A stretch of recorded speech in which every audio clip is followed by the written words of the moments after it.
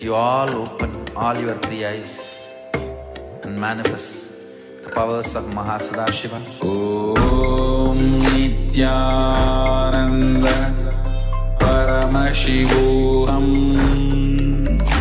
Om Nithyananda Paramashivoham. Om Nithyananda Paramashivoham. Om Nithyananda Paramashivoham. Om Nithyananda Paramashivoham. Om Nithyananda Paramashivoham. Om Nithyananda Paramashivoham.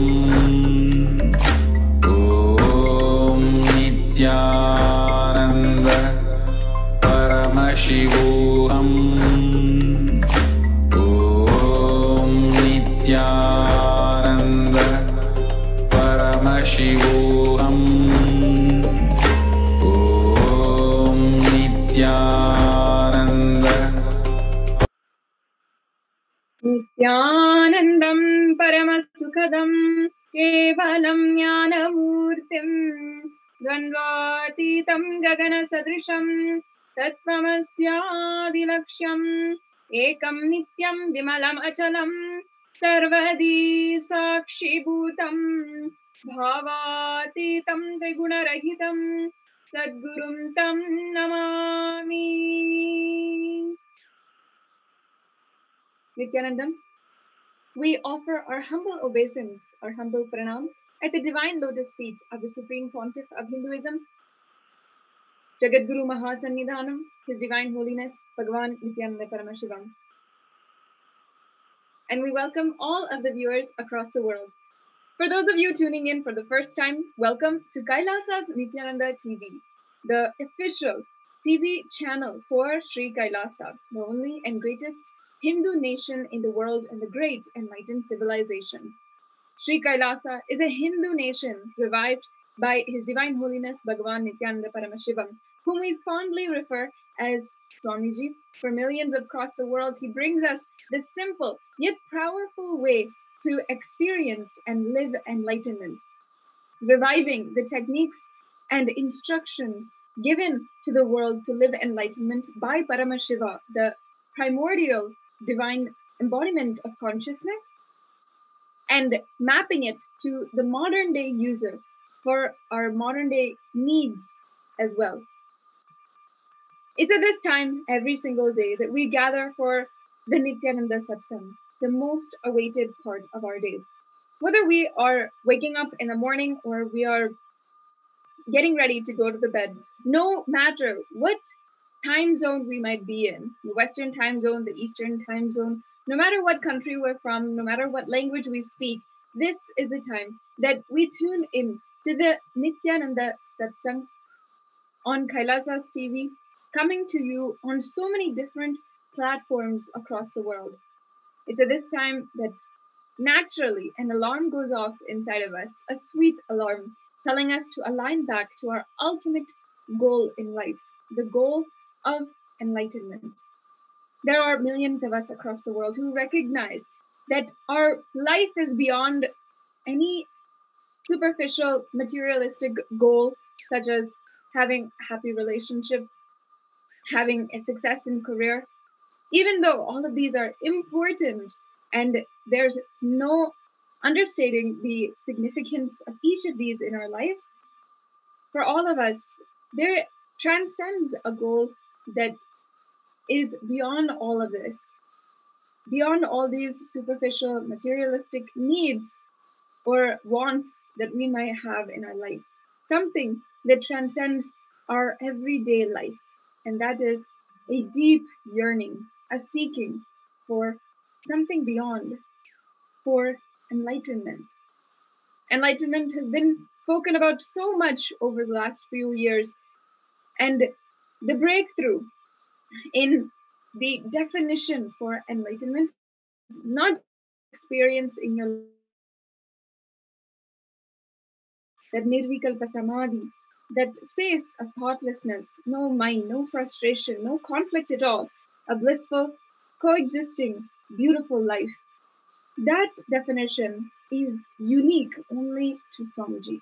Swamiji has given the world a breakthrough in the very definition of consciousness, enlightenment, and he continues every single day, no matter the relentless persecution going on against him, in order to bring out the great truths of living enlightenment for all of us.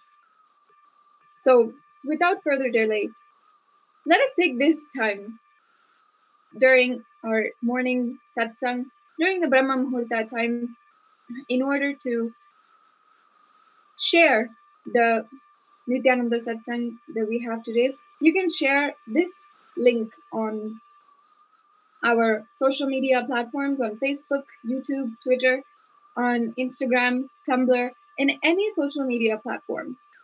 We invite all of the viewers to share right now. Let us spread the message of Sri Kailasa. Swamiji Paramashiva himself has come down and taken the physical form from Kailasa itself. And he has made it so easy for each and every one of us to experience a superconscious breakthrough. All we have to do, all we can do is our part in this grand Leela, the grand advent of the avatar on planet Earth, is simply do whatever we can to share this knowledge that Swamiji is bringing back, reviving to one and all, to every human being on planet Earth, even animals as well. Swamiji is giving this possibility, a super conscious breakthrough. And there really is no need at all for us to undergo any suffering, any conflict in our lives. It is truly a blessed time to be alive. So I invite all of you, all of the viewers, to share this link, whatever it may be. It might come across a new person, someone who has never been introduced to Swamiji before, and we can enrich each and every one in order to have that breakthrough happen in their life the moment that Swamiji enters into their life. For many of us, sometimes the goal may not be clear. What is the purpose of our lives? We're still trying to figure it out. And yet, what we want in our life is not yet ultimately decided. The current generation of youth, of people aged 15 to 35 like myself and many others, are deciding right now what is the path that they want.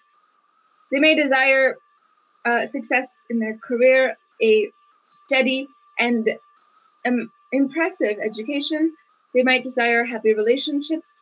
They might still have confusion about their path and have enormous amount of self-doubt, self-hatred, self-denial about taking on the world in front of them and leading with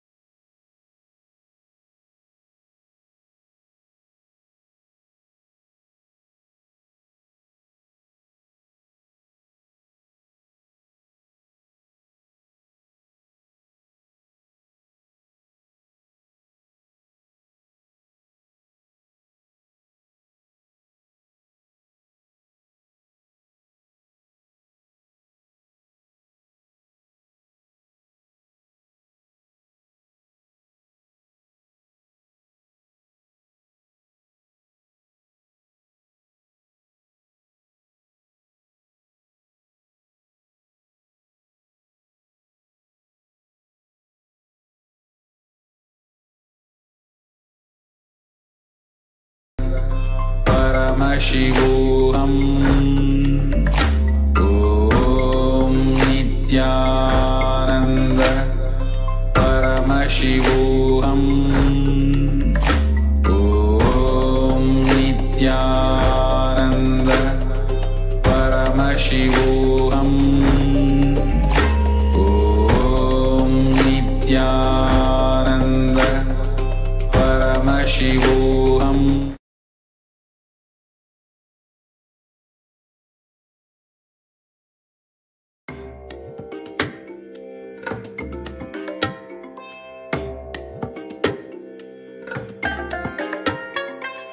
I bless you all.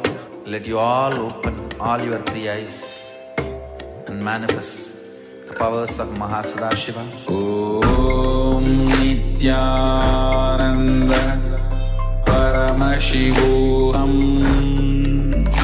Om Nithyananda Paramashivoham.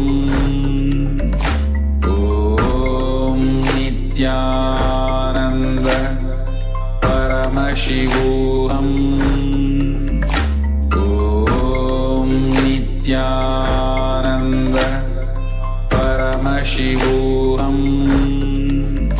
Om Nithyananda Paramashivoham. Om Nithyananda Paramashivoham. Om Nithyananda Paramashivoham. Paramashivoham. Om Nithyananda Paramashivoham. Om Nithyananda Paramashivoham. Om Nithyananda Paramashivoham. Om Nithyananda Paramashivoham. Om Nithyananda Paramashivoham.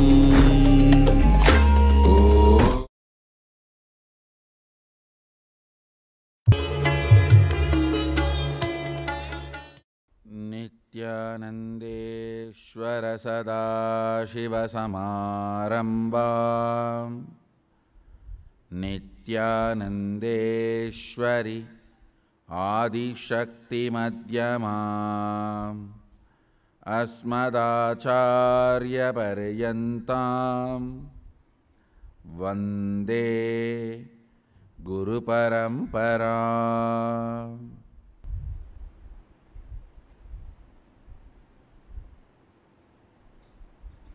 I welcome you all with my love and respects. I welcome all the devotees, disciples, samajis, satsangis, Srimahans, Mahans, Tanedar Kotari, visitors, viewers, everyone sitting with us all over the world.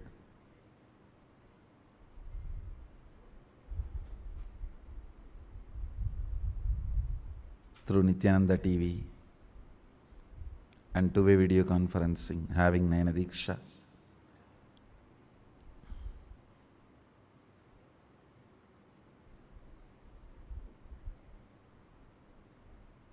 Cities sitting with us, a huge list. So I welcome all of you with my love and respects.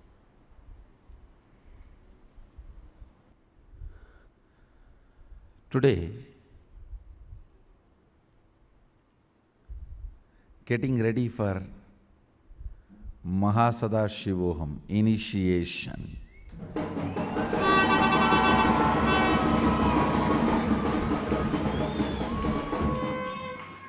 The festival air, the festival space has already started with Ganesha starts the festival season.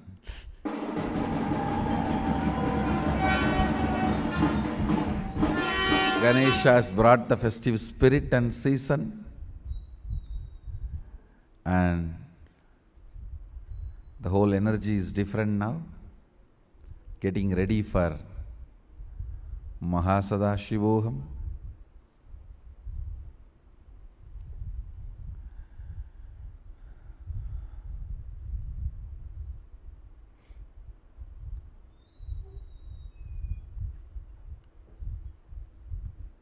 All I wanted to tell you all, understand this simple truth.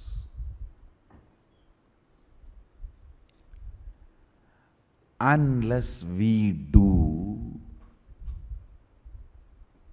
by ourselves physically,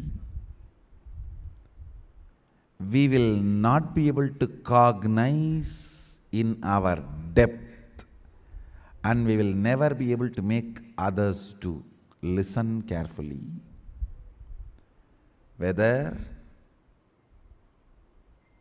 it is medicine, engineering, law, accounts, teaching, doing puja, alankar, Goshala, administration, politics, unless you do, you will not be able to cognize that in your depth, including construction. Understand? These are unfailing formulas. Unless you do, you will not gather energy to transmit the knowledge, to transmit the understanding, to transmit the clarity. If you don't transmit the clarity, you will not be able to make others move. It is law of life. Whether you are going to drive a vehicle, drive a team, or inspire a group, or going to sit and meditate. Only if you have done, you will be able to cognize in your depth, and you will be able to start moving. If you have not done, you will not be able to move others.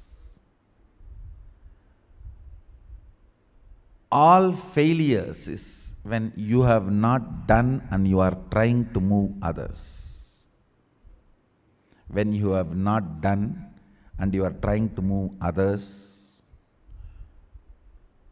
it will only result in conflicts, because you will be too superficial. You will be too superficial. I have seen, if somebody has not lived a sannyas life and if they start initiating people into sannyas, there is so much of conflict disciples go through, and nobody is able to attend or solve their problems, because you need to be wet. You need to get into the ground, get wet or get dirty in the ground. Only then your depth will cognize what it is. And then, if you initiate, you will know where you need to train, where they need to take responsibility. Fundamentals will be clear. Fundamentals will be clear. Understand? Whether you are going to do construction, or you are going to do social media work, or you are going to do Goshala, or you are going to do cooking, or you are going to do accounting, anything. Anything.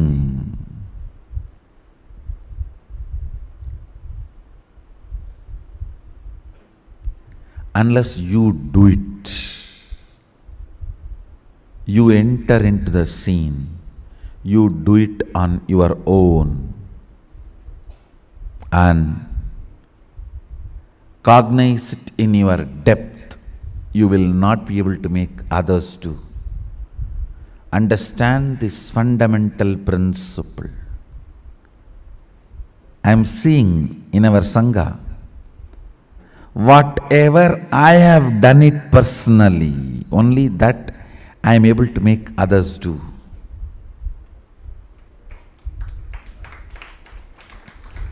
Whatever I have done it personally, whether puja or publication or doing alankara or construction, because I did it personally, because I am in the scene, I can cognize the depth, I am able to make others do. Understand? Wherever I did not do personally, I have to sit and do it, have that cognition, only then I'll be able to do it.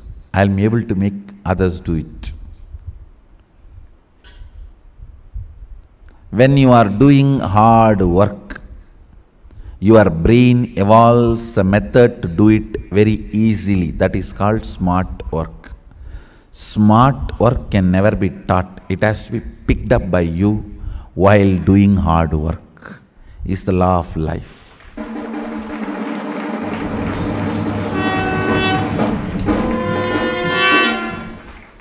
Smart work cannot be picked up from others directly. Only when you do hard work, the cognitions will evolve to do smart work. That is the only way you will learn smart work, not otherwise.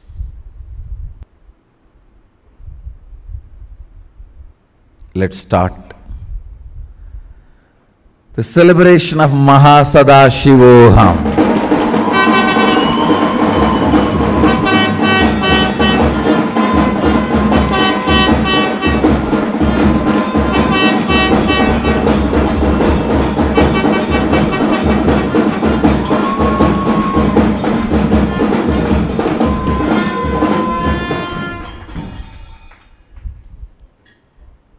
Yes.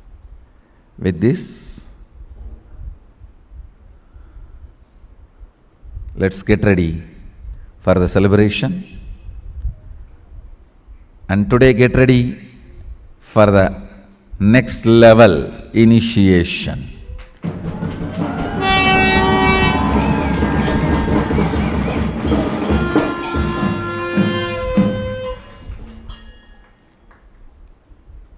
So I bless you all. Let's all radiate with integrity, authenticity, responsibility, enriching, causing, living Shuddhatvaita Saivam, Sadashivoham, the eternal bliss, Nithyananda. Thank you. Be blissful.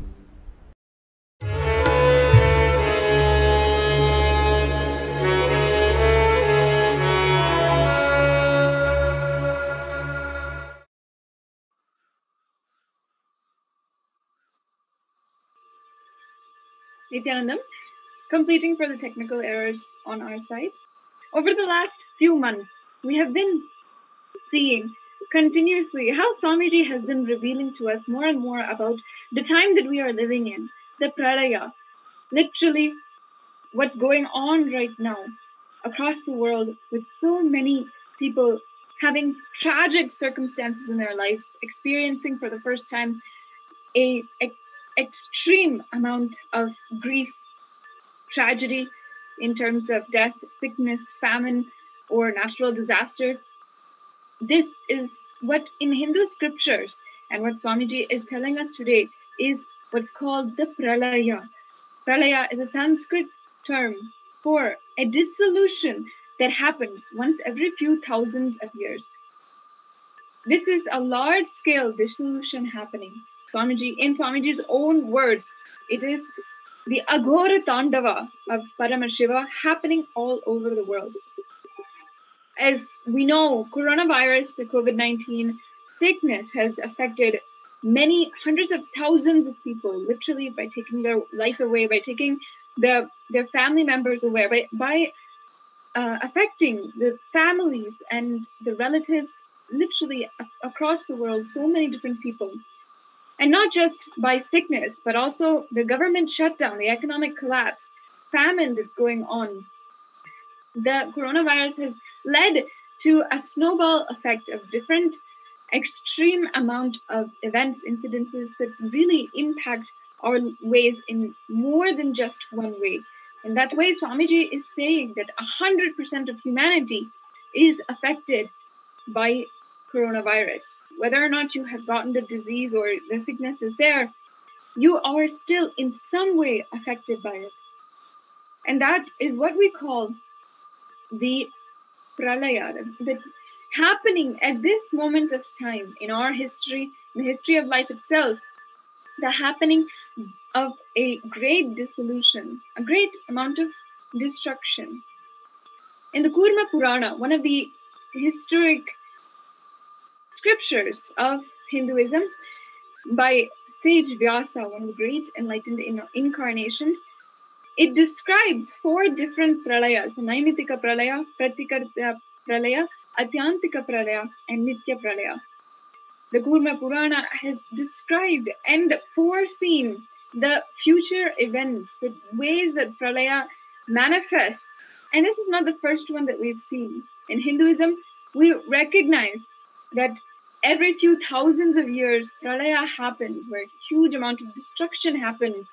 And it gives way for rejuvenation, for a new world order, and literally new life evolving all over planet Earth. Swamiji says that till December 14th, it is going to be literally this Pralaya. And what is going to withstand this whole Pralaya, what will melt down, everything will only be decided after December 14th of this year. Pralaya happens in many different ways: extreme earthquakes, fire, dust storms, extreme rain, floods, sandstorms, and even man-made wars. And Swamiji has even said that it's not just man-made wars, but even digital wars that we're going to witness happening until the end of this year. It's not going to be, and of course, now everyone recognizes that this is not any normal year. People are still struggling to cope with that fact. In many of the news articles, many journalists across the world have recognized that even if you are not diagnosed with chronic depression or diagnosed with anxiety or have had anxiety, depression before, now more than anything, more than any time in the world, now is a time when people are experiencing this anxiety, depression, and what Swamiji has defined over the last few weeks as pandemic fatigue, a extremely shocking phenomenon which is happening across the world, where people are simply throwing away their lives in the face of extreme exhaustion, fatigue towards the coronavirus pandemic, throwing away their entire lives, risking their health, and not caring, having so much of suicidal arrogance, as Swamiji has been putting it. Swamiji has been telling us literally since March, when he started a breakthrough program in order to help each and every one of us cope with the times ahead of us. When he started the Paramashivoham program, he has been telling us that this is a time when super conscious breakthrough is extremely necessary for the whole world. He has said time and time again that if 10,000 people together sit for this at this time superconscious breakthrough can happen in the world. And Swamiji has said that the world is literally preparing itself for a superconscious breakthrough. It's resetting itself. In the Hindu scriptures, the Hindu Puranas, the history of Hinduism, we recognize the different times in the history of life when life itself was completely wiped out from planet Earth. We recognize that Paramashiva himself has brought down life once again on planet Earth in order to restart it and continue the evolution of life in its just and right way. At this time, what we are seeing is just that, an extreme amount of destruction across the world, dissolution which is happening in so many different ways. And it's at this time that we can take the opportunity to prepare ourselves for the times ahead of us and protect ourselves.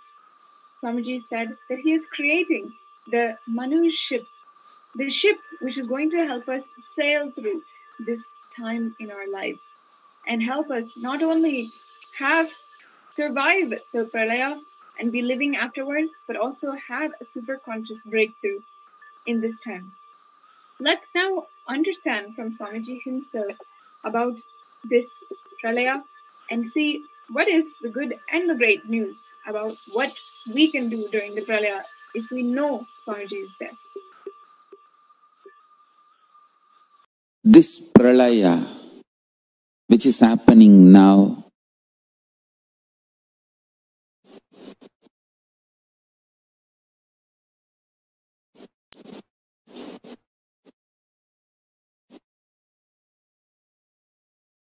has some good news,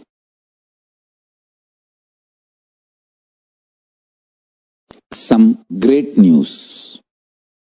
There's no bad news. Listen. Good news is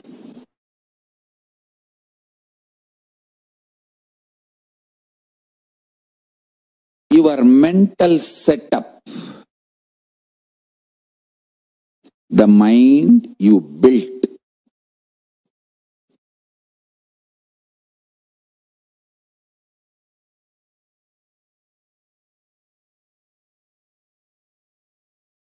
is with the mixture of some delusional beliefs, false hopes, false security, blind spots, and some true, powerful, real cognitions.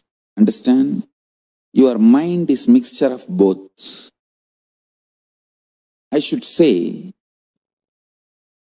for a common man, the powerful cognitions is very less percentage. Delusions, hopes, blind spots are all large number of percentage. I'll give you some example for blind spots. People in anger, in rage, sometimes think, come on, let's do it, and face what comes after that. But when after effects, the side effect, the result of what they have done, when it comes, they can't face.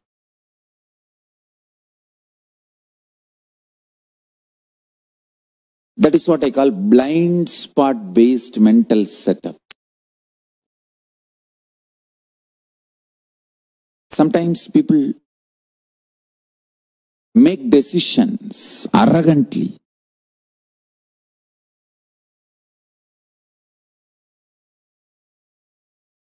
You can see even in Indian movies. Constantly this Indian cinema is teaching violence as heroism. Oh God.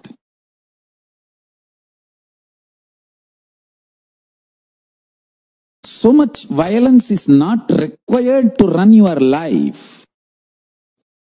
But it is so unfortunate, Indian cinema makes you believe only if you are violent, you can survive, which is not true.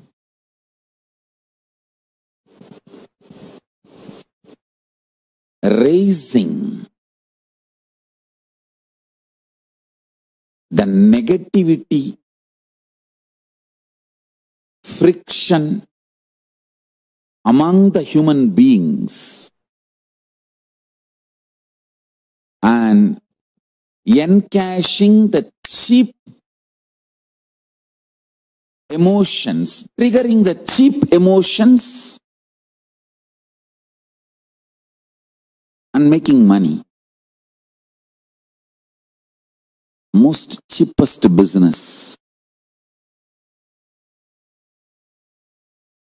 I've always seen in these Indian cinemas, the hero will tell, come on, kill that fellow, come what may, we will face it later. Actually, after that, when he is arrested and put in jail, he will not be able to face it. This is exactly they are teaching the Indian youth. Indian youth also behaves the same way. Come on, let's do it and face what comes after that. But after that, when it comes, they will not be able to face. The blind spot based thinking.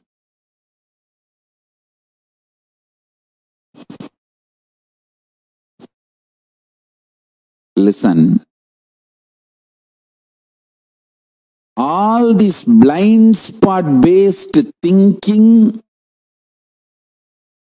blind spot based mental system will collapse now in this Pralaya.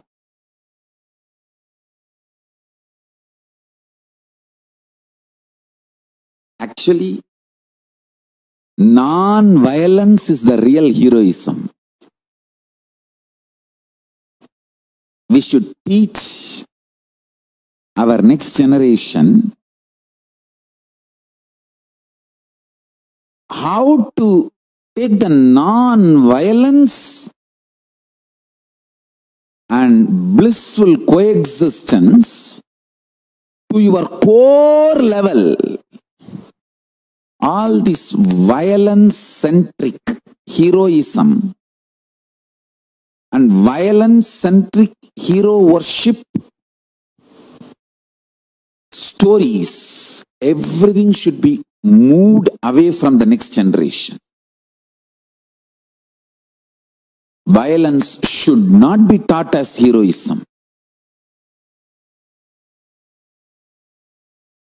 Making yourself rich, happy, blissful through happy coexistence. That should be the lifestyle, and that is only going to be the future.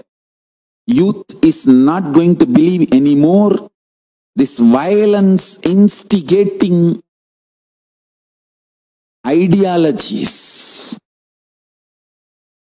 All the blind spot based thinking, delusion based thinking, false idea of security.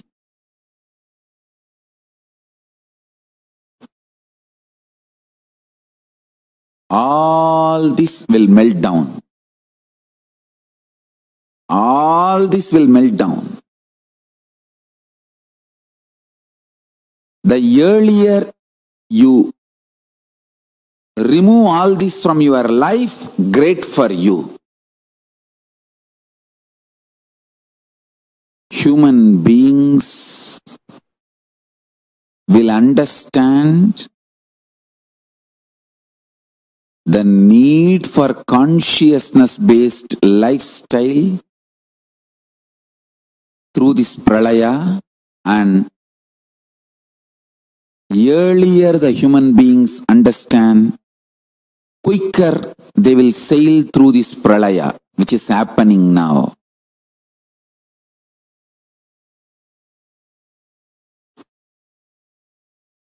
The great deluge.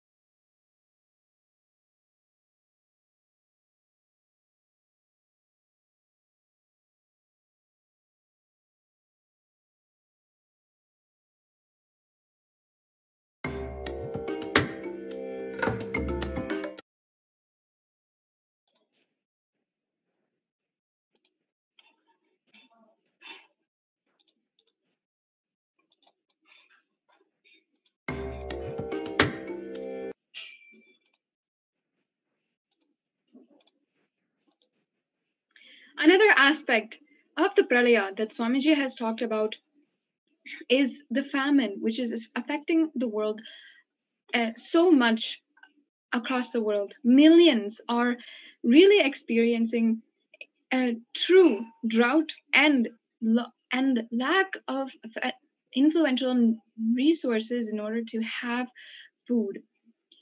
Food is really one of the extreme.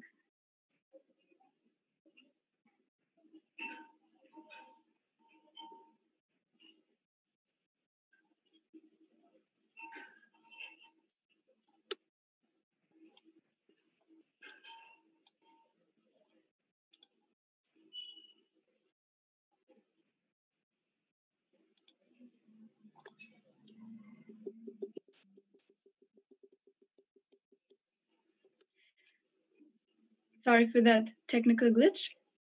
Another aspect of the Pralaya that Swamiji has been continuously talking about and extending the services of Sri Kailasa and ensuring that this problem is having an intact solution is famine. Across the world, millions of lives are affected by hunger at this moment of time.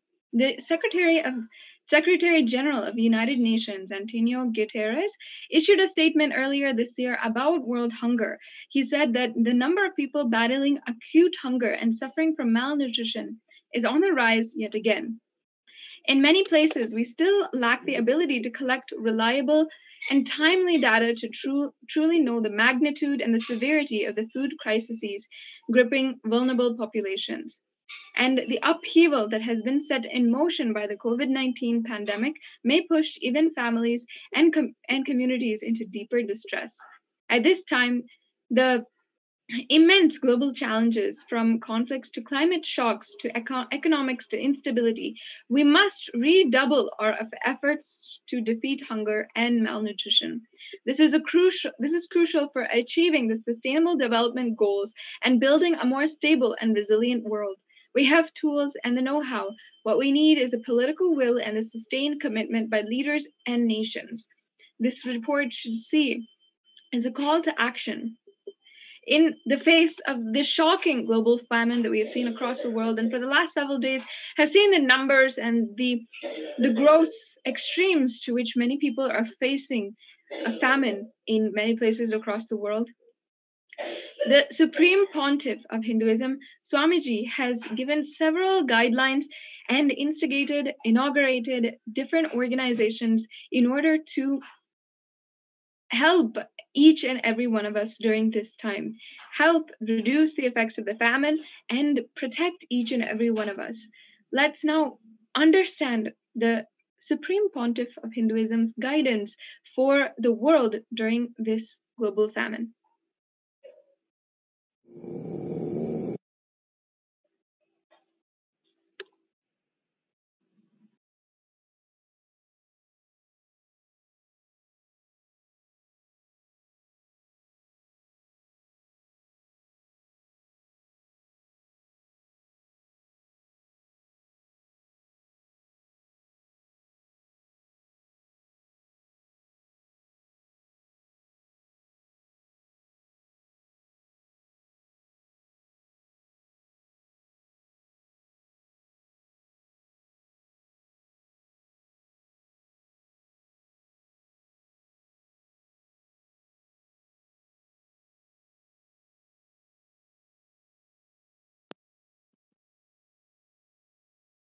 I sincerely request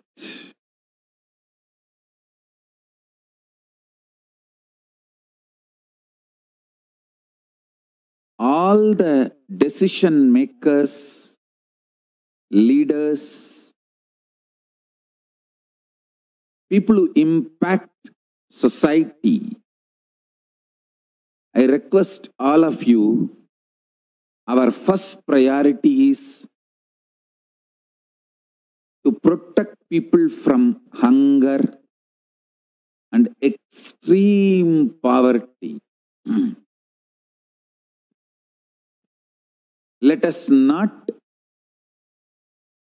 allow people dying due to hunger and poverty.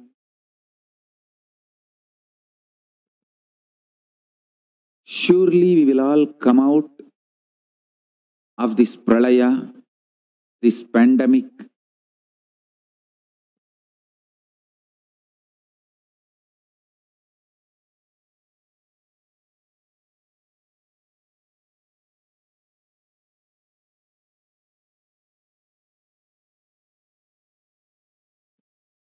if we allow people to die due to hunger and extreme poverty, we will not be able to forgive ourselves.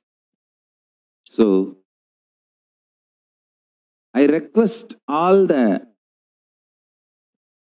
decision makers,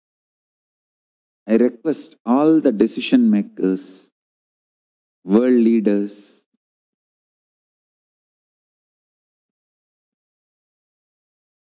people who really impact the world,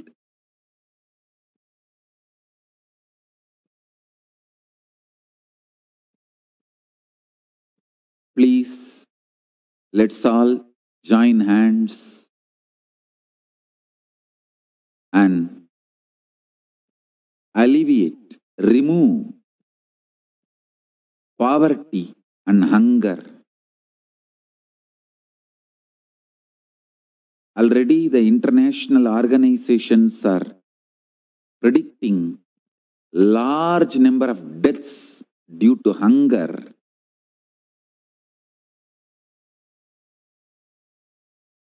I think anybody who survives this pandemic, this Pralaya, all human beings who will be alive after this Pralaya, this pandemic, we won't be able to forgive ourselves for letting people die due to hunger. Hunger deaths will haunt us forever.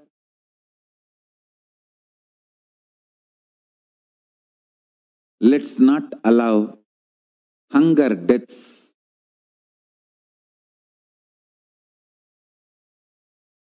I've decided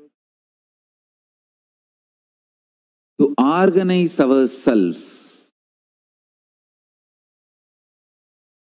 See, we were providing services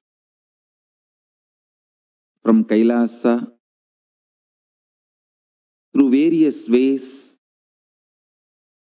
from 1994, the time the Yoga Pattabhishekam was done to me.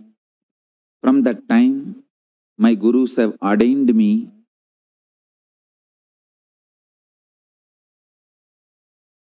every possible way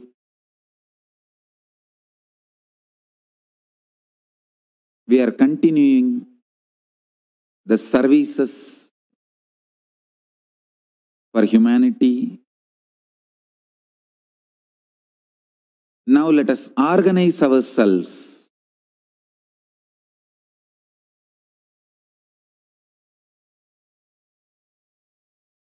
under the new names. So today I am inaugurating 6 organizations.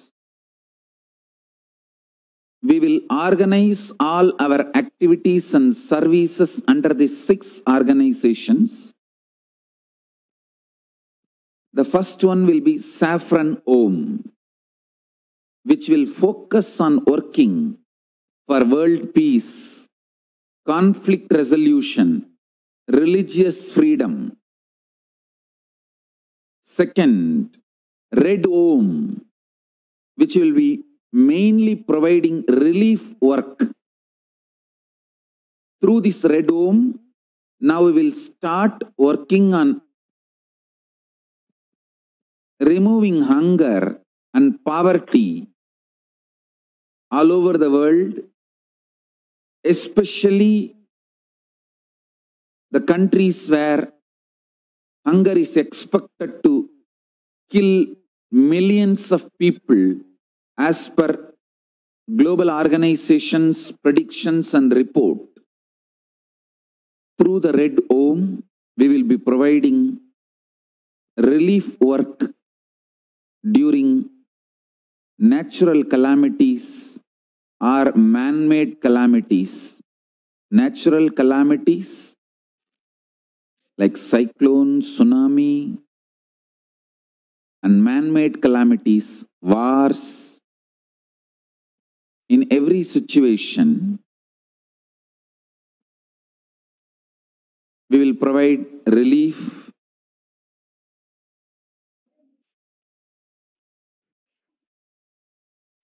I have an article to share with you all.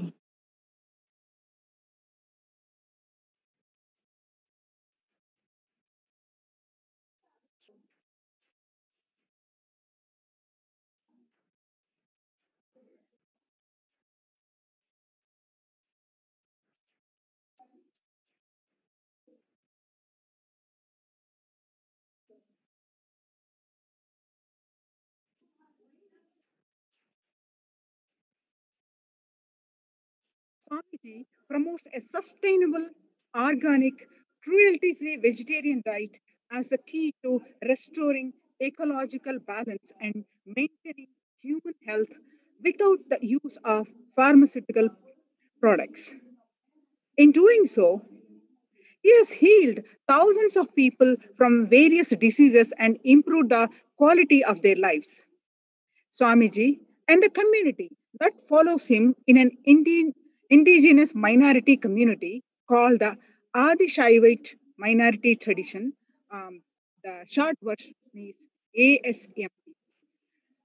In the last 10 years, the ASMT have been victim to numerous attempts to dispose the lands which they reside by caste supremacist, extremist political elements through either false legal means or through brutal violence. The children of the traditional schools were deprived of ability to receive a traditional education by corrupt political elements bent on destroying Swamiji's spiritual mission of openness and inclusiveness. On the top of all, Swamiji is also subject to continuous media propaganda designed to promote ethnic discrimination, and they legitimize his socio spiritual movement. In the face of all this, Swamiji continues his mission to preserve and propagate traditional Siddha healing methods throughout India and save it from extinction. Not only has His Divine Holiness spoken endlessly for the environment under his guidance, Adhinams around India have established 6 goshalas or animal shelters. In these shelters, cows, goats, or even horses are taken care of with the loving practices of Sanatana Hindu Dharma. The animals are fed with completely organic food, given clean water, and natural veterinary care as needed. As a result, these animals together have an annual yield of 24 300, 300 liters of organic, chemical free, non GMO, and absolutely toxin free milk. Swamiji has also established 8 organic farms where the indigenous farming practices in the source scriptures of Sanatana Hindu Dharma, called the Kamika Agama, are underway. The farming practices include traditional methods of tilling the land and applying natural fertilizer to the lands produced by healthy cows. These ancient traditions are now known to promote biodiversity in soils, which is a condition most industrial farms seriously lack. These farms produce rice, corn, coconut, mango, lentils, and a large array of vegetables. all completely organically grown. In addition, a part of the produce is used to run India's only 100% organic Hindu temple, the Nithyanandeshwara Paramashiva Devalaya, which is also established by Swamiji. In this way, Swamiji has continuously been preparing thousands of people to be prepared for the Pralaya that we are undergoing today and leading us into the future, the era of the new world order. Yesterday, during the satsang, Swamiji gave us another extremely important guidance on how we conduct ourselves. Swamiji said, involving with the life is creation, manifestation, and sustenance and maintenance. Without involving, any strategy you do is only manipulation and will lead to destruction and delusion. If I have to put my whole life in one statement, simple involvement and straight hard work. No strategies, absolutely no marketing strategies. During the satsang, Swamiji talked about a video taken in 2004 where Swamiji is singing kirtans. He says the true quality of a leader is getting involved straight away without any qualities asked and not waiting for the perfection. We can now watch that video and imbibe from Swamiji's enthusiastic and blissful involvement with life.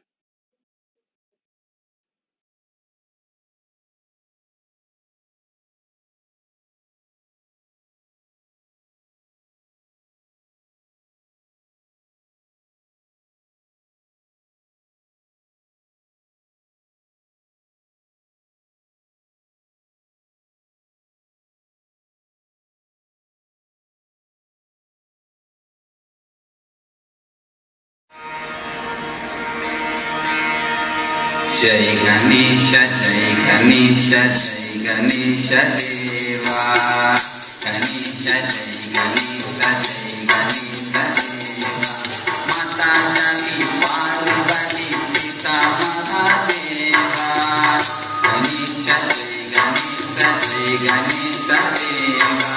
Mata Jagi Parvati Pita Mahadeva.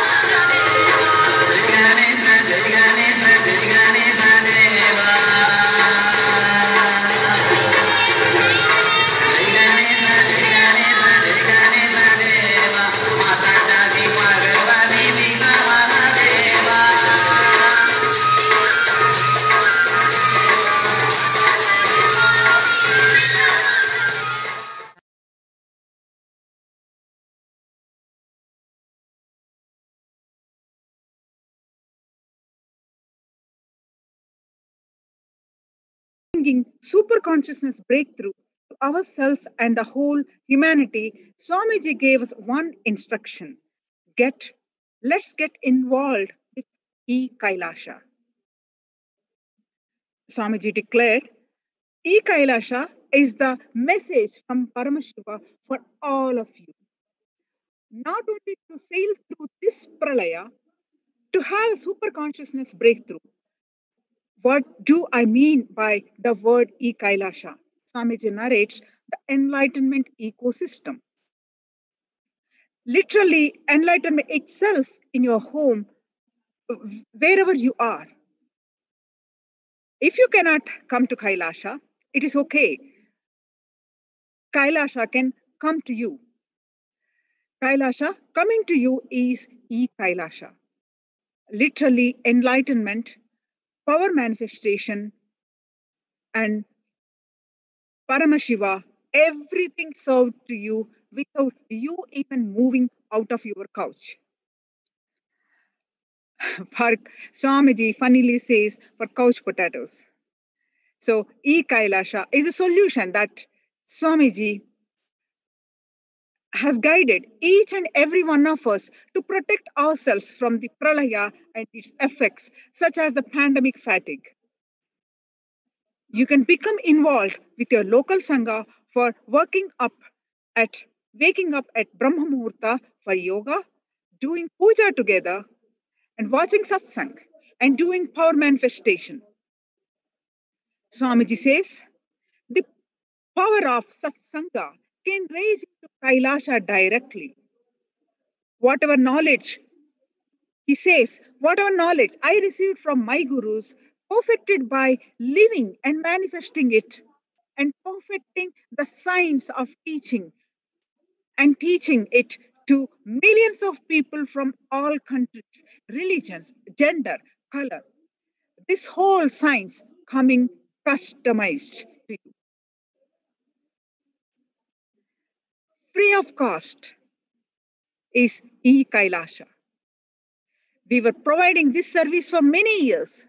Now we are expanding it to you 108 time zones in an organized way.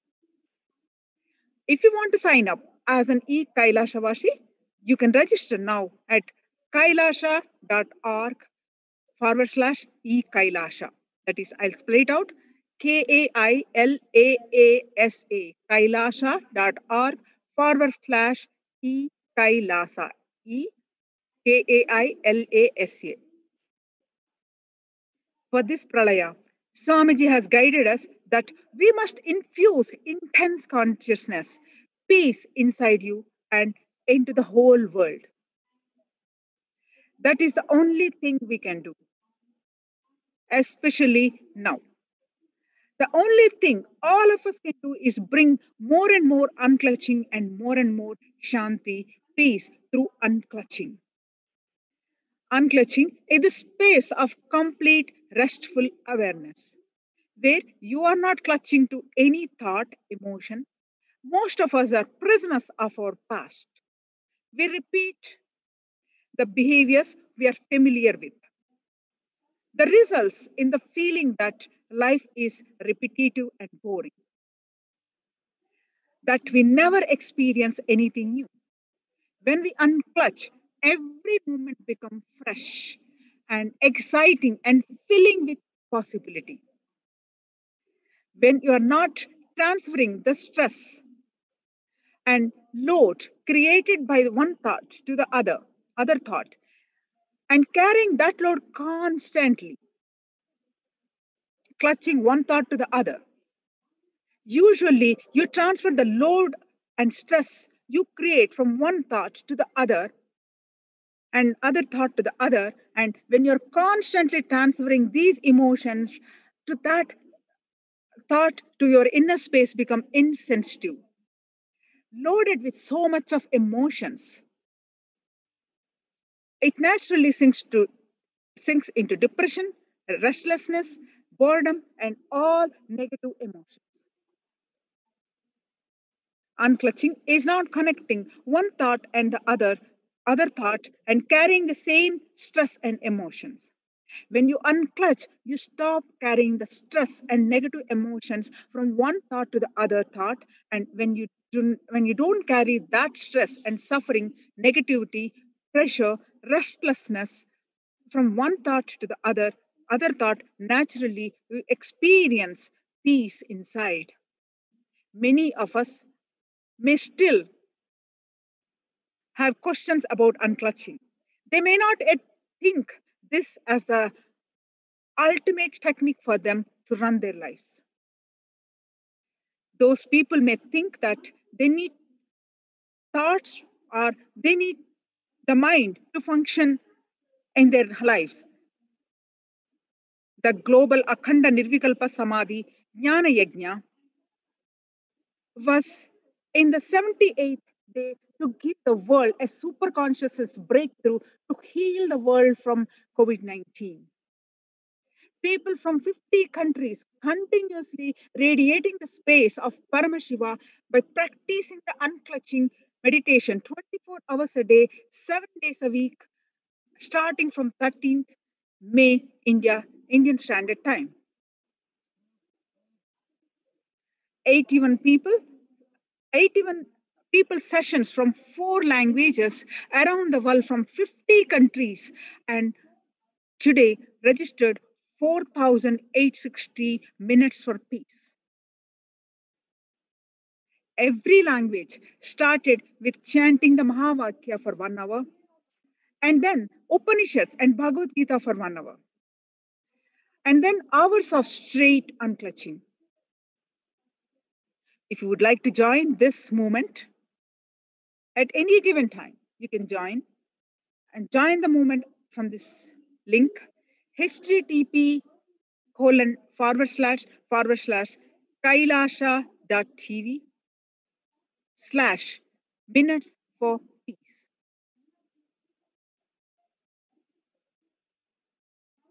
Today is a very auspicious day. Today being the auspicious Varalakshmi Vrata. Varalakshmi Vratam is the most auspicious festival that is celebrated in honor of goddess Varalakshmi. She is one of the forms of goddess Mahalakshmi and also the consort of Lord Vishnu, the sustainer of the universe. She was incarnated from the Milky Ocean and is usually observed by married women for the well-being of their husband, children, and other family members. Vara in Sanskrit means boon. And goddess Lakshmi grants all boons to the devotees who are the goddess of wealth and prosperity. Varalakshmi Vratam is observed on the second Friday during the month of Shravana Shukla Paksha. It is believed that devotees who worship goddess Varalakshmi on this day will get the equivalent benefits of worshipping all the 8 goddesses, the Ashtalakshmis. Ashtalakshmis, the Lakshmi of the wealth, the Bhu Lakshmi, the earth, learning, love, fame, peace, pleasure, and strength, which is known as Ashtalakshmi. Then Paramashiva himself narrates one story to Devi Parashakti about the significance of this Varalakshmi Vrata. The story of Charumati. Paramashiva narrates that in the kingdom of Magadha lived a Brahmin woman called Charumati. She is devoted to her family and serving her husband and her parents-in-law with the most devotion. Goddess Lakshmi, impressed by her sincerity, appeared to her dream and asked her to worship her as Varalakshmi. And all her wishes will be fulfilled. It is said that she has also prescribed the Friday of Shravana month before the full moon day, the ideal for the Vratam. Charumati family encourages her to perform the puja as the goddess has asked her to do, and finding her devotion, and their other women in the town join her in performing the puja. Padmasani Padmakare Sarva Lokaika Pujite Narayane Priya Devi Suprita Bhava Sarvada. The one who is sitting in the lotus, holding the lotuses, one who is prayed by the entire universe, the one who is very dear to Lord Narayana, please be benevolent to me. Just as Charumati and the other women clad in their best attire were performing puja vidhi, dazzling jewelry is said to have appeared as ornaments on their bodies. Of these worshippers and houses were filled with riches. The women expressed their gratitude to Charumati, who shared her dream and helped them become prosperous. Since then, it is said that women practice this puja every year. The name Vishnu. On this day, it is customary to practice Lord Vishnu also as a part of the puja. So the name Vishnu really means pervading everywhere. And Lakshmi, his consort, is symbolical of the forces found everywhere. So, as health, wealth, and prosperity depend upon the rhythmic play of Ashtalakshmi or eight forces, the worship of Lakshmi is said to be obtained these three. Hence, this festival is celebrated and Vrata is observed for invoking the blessings of Sri Varalakshmi by women for the welfare of the Saubhagyam, that means Sanskrit word Saubhagyam means marital bliss, and Santana, that means the children, and for Sakala la Ishtakamya, that means Sakala Ishtakamya Phala Siddhi, Sanskrit that means have all the desired boons fulfilled. But as both Sri Mahavishnu and Mahalakshmi are divine forces are and are inseparable from each other, they have to be prayed together always to seek the blessings. Hence, it is very much important to pray Lord Vishnu before seeking the blessings of the goddess. Therefore, Goddess Lakshmi and Vishnu are prayed together for prosperity and spiritual prosperity in this vratam. So let us celebrate by offering our prayer and gratitude and offering puja to Goddess Varalakshmi and receive all the blessings from her.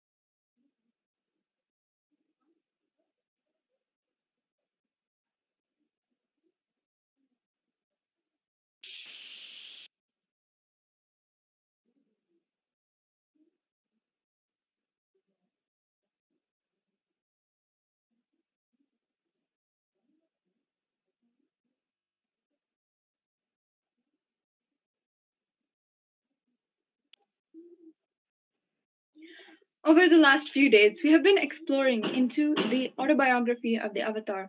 During Swamiji's wandering days, we understood how Swamiji had the avataric realization yesterday.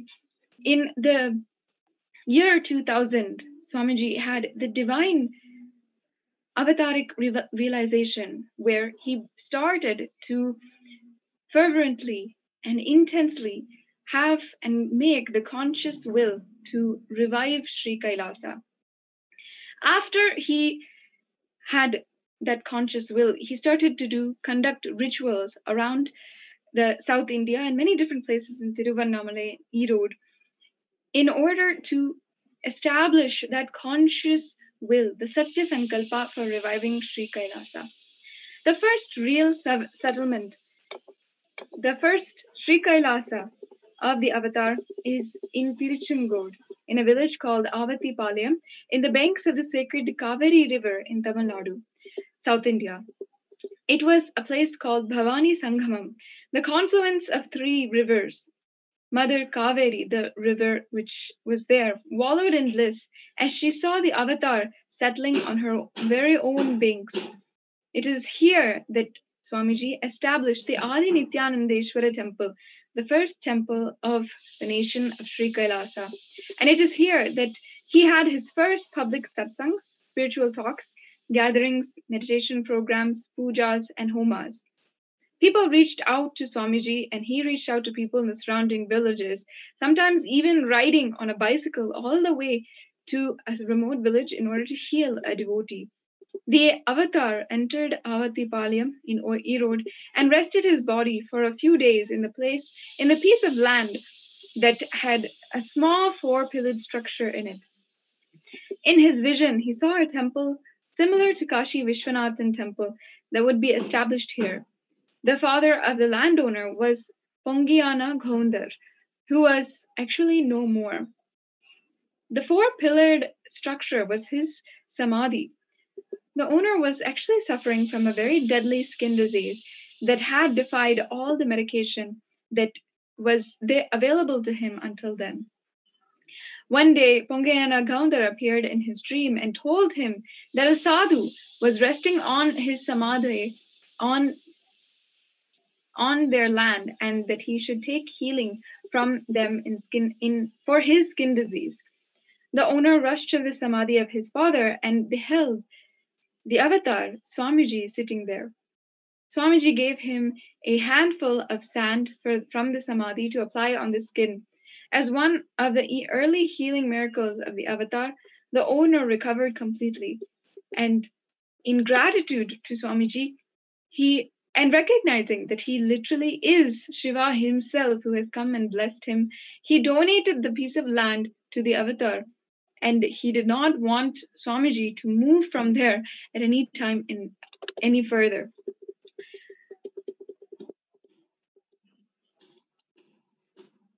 We can now see some of the pictures from the early days, from the time that Swamiji has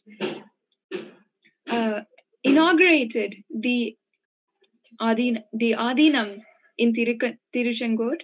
This picture is on the very day of inauguration of the Tiruchengode Adinam, Sri Kailasa in Tiruchengode. What you're seeing is the beginning of the rituals for the inauguration day on April 14th, 2001. This was also one of the very extremely auspicious inaugurations and days where Swamiji had established the conscious will, the Satya Sankalpa, in order to revive the nation of Sri Kailasa. On this picture, you can see the very handwriting of Swamiji himself. He has noted down which was the day of the inauguration of his grand mission and the happenings of that day, so that it would not be forgotten for eternity. On that day, the traditional inaugurating functions and ceremonies Swamiji conducted, including what you're seeing as the procession towards the building that Swamiji constructed. One of the one of the rituals is, for the first time, boiling milk inside of the newly inaugurated house. And this house, this building that Swamiji himself constructed, was not even finished. But in order to begin on the auspicious day, Swamiji had tasked hundreds of people in order to ensure that the whole construction was ready and he could start on this very day. On this day, Swamiji blessed many people who visited for darshan, and he had did the energy darshan, one of the first energy darshans that he conducted. As we can see, just like this, Swamiji has been doing since 2001 until he was publicly available for the public. Swamiji has been giving energy darshan and giving the opportunity, the initiation into superconscious breakthrough since this time for millions of people. We also have pictures of the construction of the area around the Adinam, showing the very humble beginnings of the nation of Sri Kailasa, which today is a very nation and the only Hindu nation in the world, the great enlightened civilization. On the day of the inauguration, one of the heads of the ancient Hindu months, Sri Tiruvambala Deshika Jnanaprakashak Swamigal, was also present, and he was the 231st Guru Mahasannidhanam of the Tonde Mandalam Adinam in Kanchipuram, and soon after he would coronate Swamiji as the 232nd Pontiff Guru Mahasannidhanam of the Tonde Mandalam Adinam.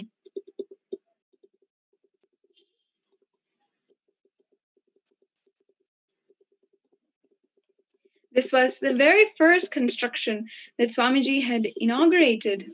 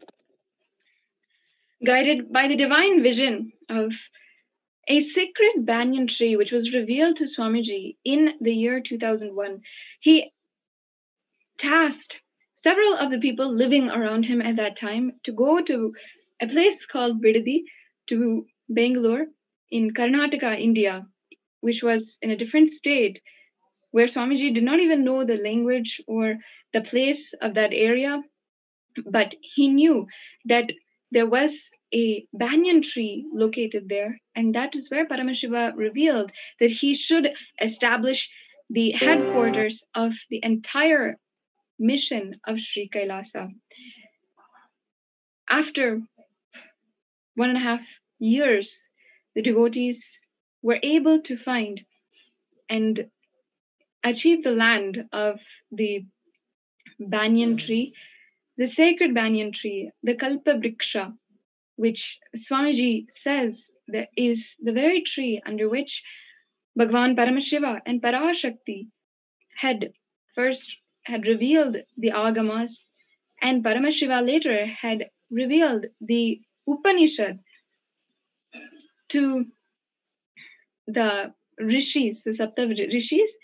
This was the very place where Sri Rama, in his 14 years of exile, when he was wandering in the forest, he came upon this place and listened to Paramashiva as he was dictating the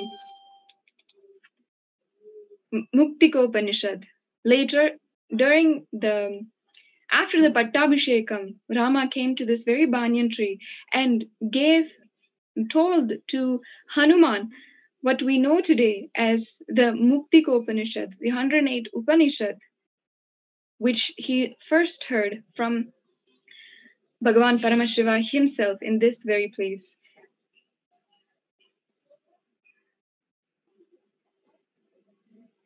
This land then was constructed as a temple and had so much of historic significance, where an enlightened civilization was literally thriving. But of course, after so much of invasion, the land and the civilization got destroyed. In 1968, the land belonged to the family of Pratap Rao Reddy. He is currently, of course, a devotee of Swamiji, but at that time, he was a great devotee of Shiva, searching in his life for the next place, the way that this land should be used, and what is the purpose of this land. We also now have the sharing of Pratap Rao, the owner of this land, who gave it to Swamiji in order to fulfill the mission of Sri Kailasa.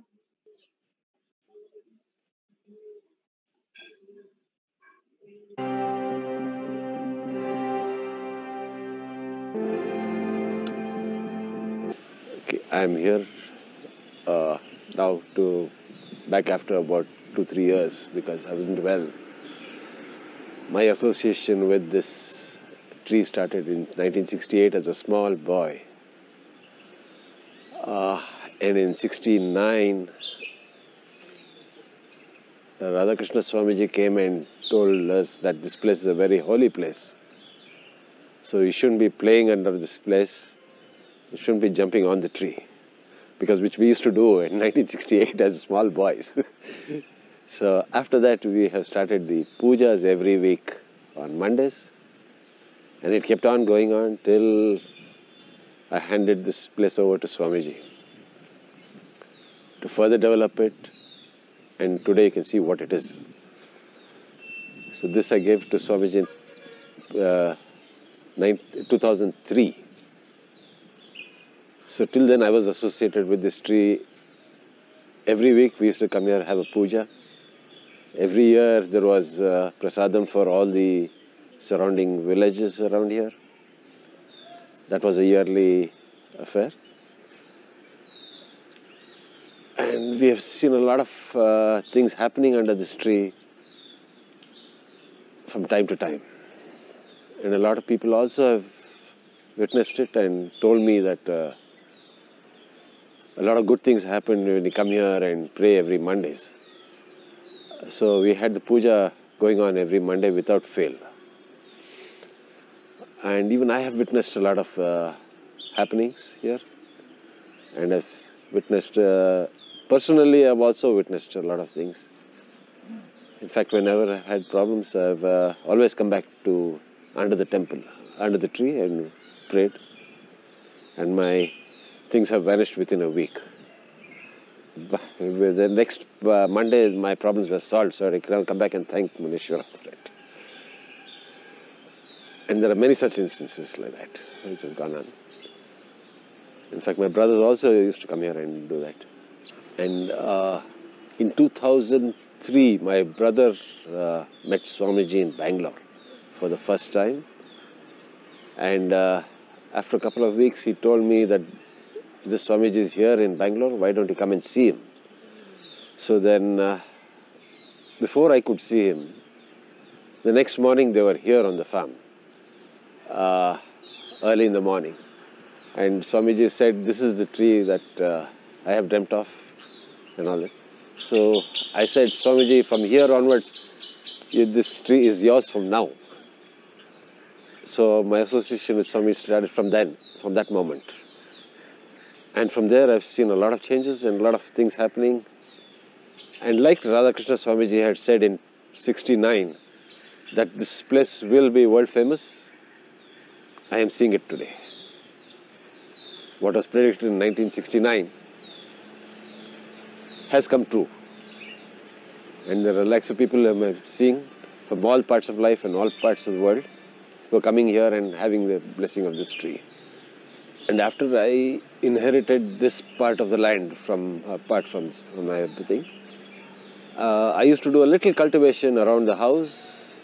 At the rest I had left it fallow for the peacocks. We had bears, panthers, and jackals and all running around here.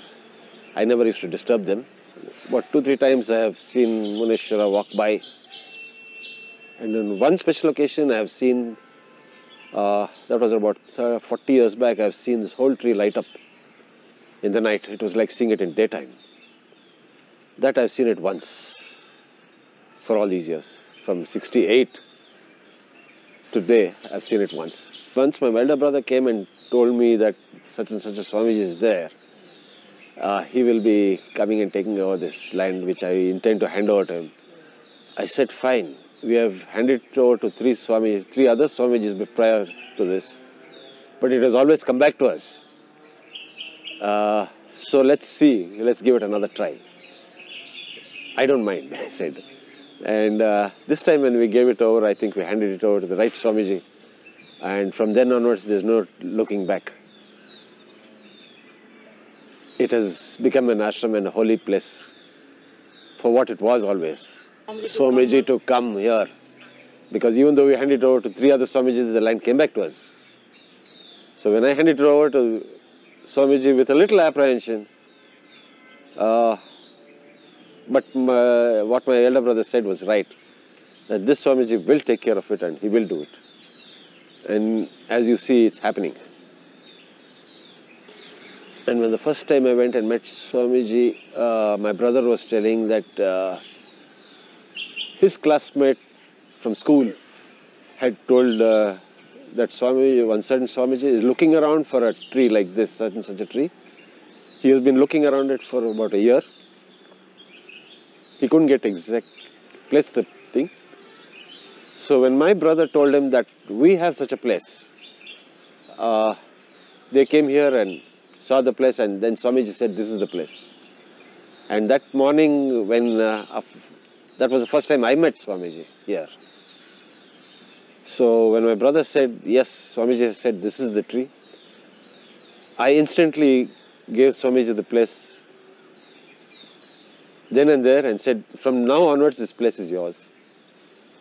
I remember Swamiji used to come and sleep in my room with me till he built his house, be there. And it was a pleasure for me also to be associated with Swamiji, and all of a sudden to find a Swamiji in my room along with me. It was a different experience.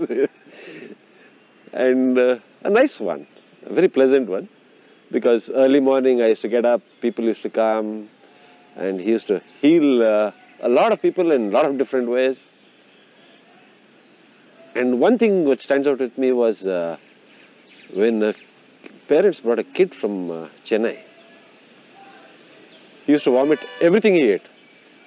So they brought him there early morning at about 8 o'clock. And then Swamiji did the healing, and I was surprised to see Swamiji putting the kid on his lap, which I had not seen other Swamijis do. And he spoke to him and really got down to the kid's level and reciprocated. And the next day morning, when the kid came back, Swamiji gave him juice and gave him Cadbury's, and he ate everything fully, and he was fine. And the same thing happened to me also. My back and my leg was out, my right leg. And Swamiji, he healed it in just a matter of minutes. When I couldn't get up, 2 people had to carry me around when I was lying on the bed. He came back from the States, then he had been on his first trip to US. So he came back to the house there, and when he saw me like that, he said he just healed me. Then went and met all the other people who were waiting for him.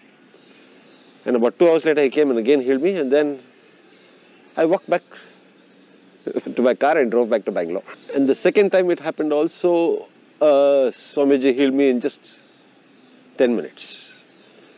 When I couldn't walk, when I went and met Swamiji, 10 minutes later I was walking again and back into the car and driving back to Bangalore. So that's the kind of experiences I've had, and I'm sure lakhs of people have had it, also from Swamiji. After Radhakrishna Swamiji said in 1969 that this is a holy place, after that we have been praying here and having the pujas done every Monday without fail. And one by one everybody walked out, and I was the only one who was left back here.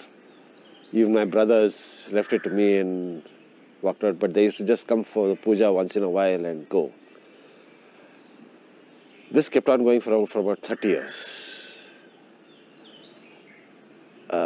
Till then, I used to come here every day, or sometimes stay back here every day and take care of the place and thing. So, and like as I said, we have tried to hand it over to many other Swamijis, but it came back to me. After I handed it over to Swamiji, Nithyananda Swamiji, something told me when I was handing it over that I will be the happiest person. And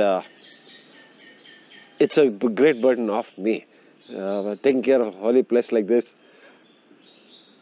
and handing it over to a more competent person and letting the world share it. Like Radhakrishna Swamiji had said, this place is going to become world famous. And from that day onwards, I have been seeing it growing from day to day, from country to country, and I've seen all the people from all over the world here. And I've met some of the people also. They were overjoyed by it.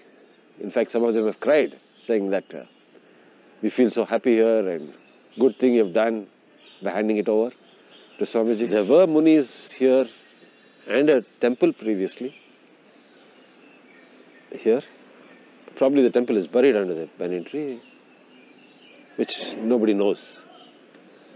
And nobody would like to shake the tree and do that, because I remember once when my uncle tried to, a branch fell from this tree during the rains and storm. I had parked the tractor under here. So then I came and took it out, and the next morning he came and he had the branch chopped off, even though I told him let it be there.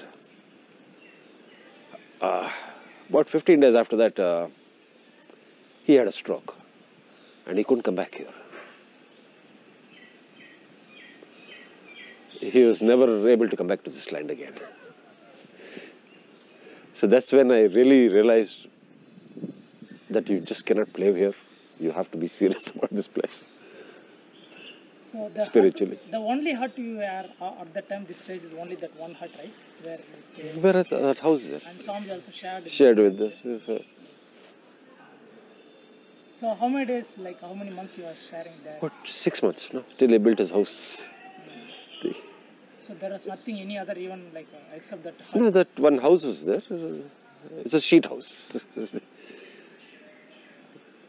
So, Swamiji, that is there in the archives, no? Atmananda had taken it out. Yeah, it's there. Is there, no? We took it, that place. How is the place and all is that? If you share that place, like no, that time, that is like how that time, like no, it's fully forest and banyan tree and only one. A couple of coconut trees, that's all. So some cows and. Cows and sheep and all that.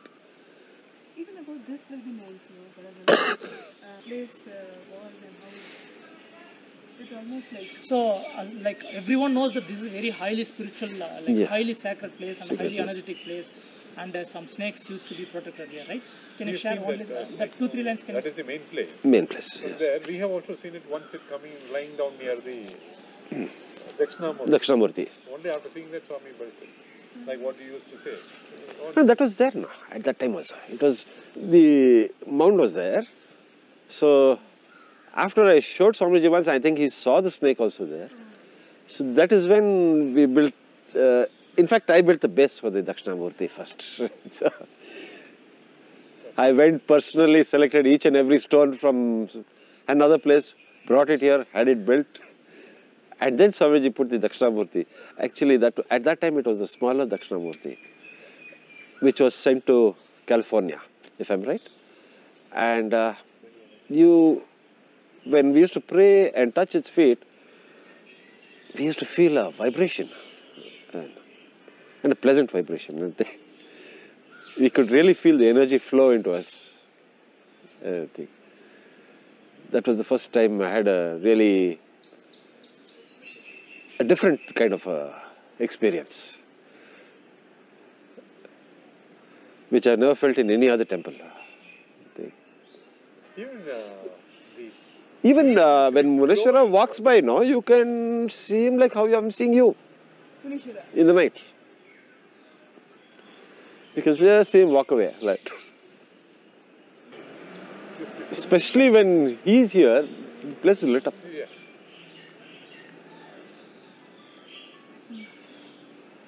And that quite a few people, villagers have also told me that. I used to tell them, no, now you're talking through your head. So then I saw it once, and I believed every word of it. So villagers used to come and worship over here Every Monday. every Monday. Every Monday mornings, the pujari used to come. He used to clean the place up. And then we used to put that cow dung thing around the thing. And then he used to do the puja. And then villagers used to come, do the puja, take the prasad and go. And yearly once, we used to call all the village people for prasad here. So all the surrounding villages. So since how long you know this place, like you personally? Yeah, it 50 years. 50. We started from there. I'm 58 now. I was an 8-year-old kid when I came here. That's the thing. It's 50 years this year. And I've seen many changes in this 50 years. Actually, the temple was this side. This was the first entrance. This was the first entrance. The stone. That has covered up now. So then we put stones on that side and thing. But even that started covering up. In fact, that branch, the thick branch, that thing had grown in the middle. I picked it up and tied it to the side. I tied it to the side, so it has grown laterally.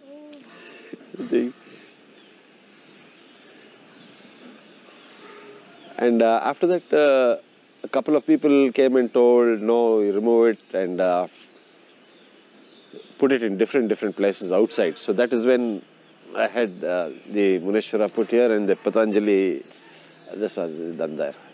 So it's a Swayambhu, right? Already. Swayambhu. This was just done about a year and a half, 2 years before I handed this place over to Swamiji. All this was done. These No, Yeah, removing it and moving it. And Swamiji came, the Swayambhu Linga was still under the cave of the banyan tree. No, here, here. It was outside. Outside. You had already removed Already it. removed it. And after Swamiji came, he did the Prana Pratishtha near Dakshinamurti. Dakshinamurti. This was already done. This was done. In fact, when 2003, when I handed it over to Swamiji, it was a very small affair and going on. And after he came here and settled down here, and then one day he said, no, I have to start staying here on this land. Only then From things are going to onwards, happen.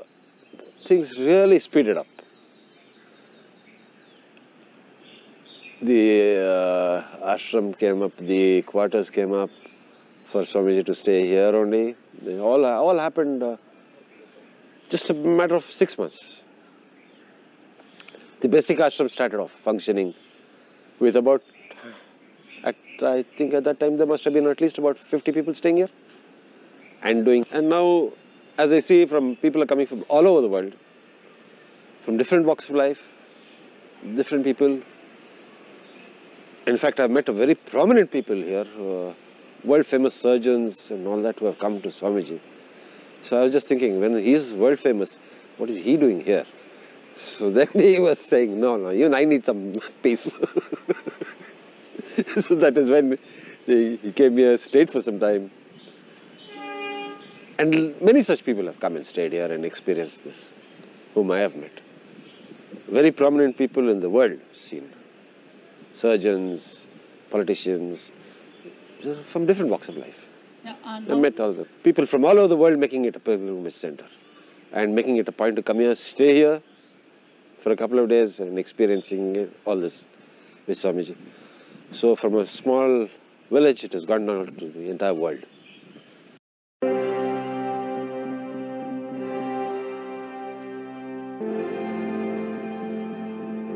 Okay, I am here now back after about 2-3 years because I wasn't well. My association with this tree started in 1968 as a small boy. And in 1969, Radhakrishna Swamiji came and told us that this place is a very holy place. So you shouldn't be playing under this place. You shouldn't be jumping on the tree. Because which we used to do in 1968 as small boys. So after that, we have started the pujas every week on Mondays. And it kept on going on till I handed this place over to Swamiji to further develop it. And today you can see what it is. So this I gave to Swamiji in 2003. So till then I was associated with this tree. Every week we used to come here, have a puja. Every year there was prasadam for all the surrounding villages around here. That was a yearly affair. And we have seen a lot of things happening under this tree from time to time. And a lot of people also have witnessed it and told me that a lot of good things happen when you come here and pray every Mondays. So we had the puja going on every Monday without fail. And even I have witnessed a lot of happenings here. And I've witnessed, personally I've also witnessed a lot of things. In fact, whenever I had problems, I've always come back to under the temple, under the tree and prayed. And my things have vanished within a week. But the next Monday, my problems were solved, so I can come back and thank Munishwara for it. And there are many such instances like that, which has gone on. In fact, my brothers also used to come here and do that. And in 2003, my brother met Swamiji in Bangalore for the first time. And after a couple of weeks, he told me that this Swamiji is here in Bangalore, why don't you come and see him? So then, before I could see him, the next morning they were here on the farm, early in the morning. And Swamiji said, this is the tree that I have dreamt of and all that. So I said, Swamiji, from here onwards, this tree is yours from now. So my association with Swami started from that moment. And from there I've seen a lot of changes and a lot of things happening. And like Radhakrishna Swamiji had said in '69, that this place will be world famous, I am seeing it today. What was predicted in 1969 has come true. And there are lakhs of people whom I'm seeing from all parts of life and all parts of the world who are coming here and having the blessing of this tree. And after I inherited this part of the land apart from my thing, I used to do a little cultivation around the house. At the rest I had left it fallow for the peacocks. We had bears, panthers, and jackals and all running around here. I never used to disturb them. About 2-3 times I have seen Muneshwara walk by. And on one special occasion I have seen, that was about 40 years back, I have seen this whole tree light up in the night. It was like seeing it in daytime. That I have seen it once for all these years. From '68 to today, I have seen it once. Once my elder brother came and told me that such and such a Swamiji is there. He will be coming and taking over this land which I intend to hand over to him. I said, fine. We have handed it over to 3 other Swamijis prior to this. But it has always come back to us. So let's see. Let's give it another try. I don't mind, I said. And this time when we gave it over, I think we handed it over to the right Swamiji. And from then onwards, there's no looking back. It has become an ashram and a holy place for what it was always. Swamiji to come here. Because even though we handed it over to 3 other Swamijis, the land came back to us. So when I handed it over to Swamiji with a little apprehension, but what my elder brother said was right, that this Swamiji will take care of it and he will do it. And as you see, it's happening. And when the first time I went and met Swamiji, my brother was telling that his classmate from school had told that Swamiji, one certain Swamiji is looking around for a tree like this, such and such a tree. He has been looking around it for about a year. He couldn't get exact place the thing. So when my brother told him that we have such a place, they came here and saw the place, and then Swamiji said, this is the place. And that morning when, that was the first time I met Swamiji here. So when my brother said, yes, Swamiji said, this is the tree, I instantly gave Swamiji the place then and there and said, from now onwards, this place is yours. I remember Swamiji used to come and sleep in my room with me till he built his house, to be there. And it was a pleasure for me also to be associated with Swamiji. And all of a sudden, to find a Swamiji in my room along with me, it was a different experience. And a nice one, a very pleasant one. Because early morning I used to get up, people used to come, and he used to heal a lot of people in a lot of different ways. And one thing which stands out with me was when parents brought a kid from Chennai. He used to vomit everything he ate. So they brought him there early morning at about 8 o'clock. And then Swamiji did the healing, and I was surprised to see Swamiji putting the kid on his lap, which I had not seen other Swamijis do. And he spoke to him and really got down to the kid's level and reciprocated. And the next day morning, when the kid came back, Swamiji gave him juice and gave him Cadbury's, and he ate everything fully, and he was fine. And the same thing happened to me also. My back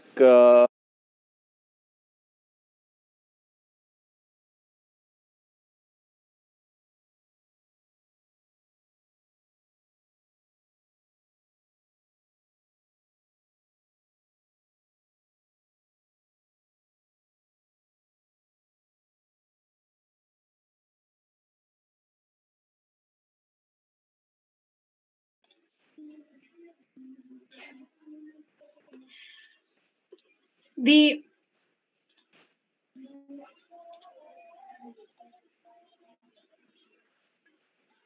Swamiji inaugurated the Adi Kailash Sarvajnapeetham in 2003 on the 1st of January. One of the dignitaries that were there, that Swamiji has worked with very intensely for the last few years, even at that time in 2003, was Sri Shivakumara Swamigal, and another was Bala Gangadharanatha, and of course Sri Shivapuru Mahaswamiji. All of these people had attended the inauguration of Adi Kailash in Bidadi, Bengaluru.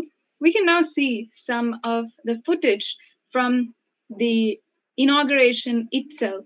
It is always so sweet to see how Swamiji started the whole thing and his sincere passion and hard work into reviving Kailasa into what it is today and what it will be continuing to serve the whole of humanity for eternity.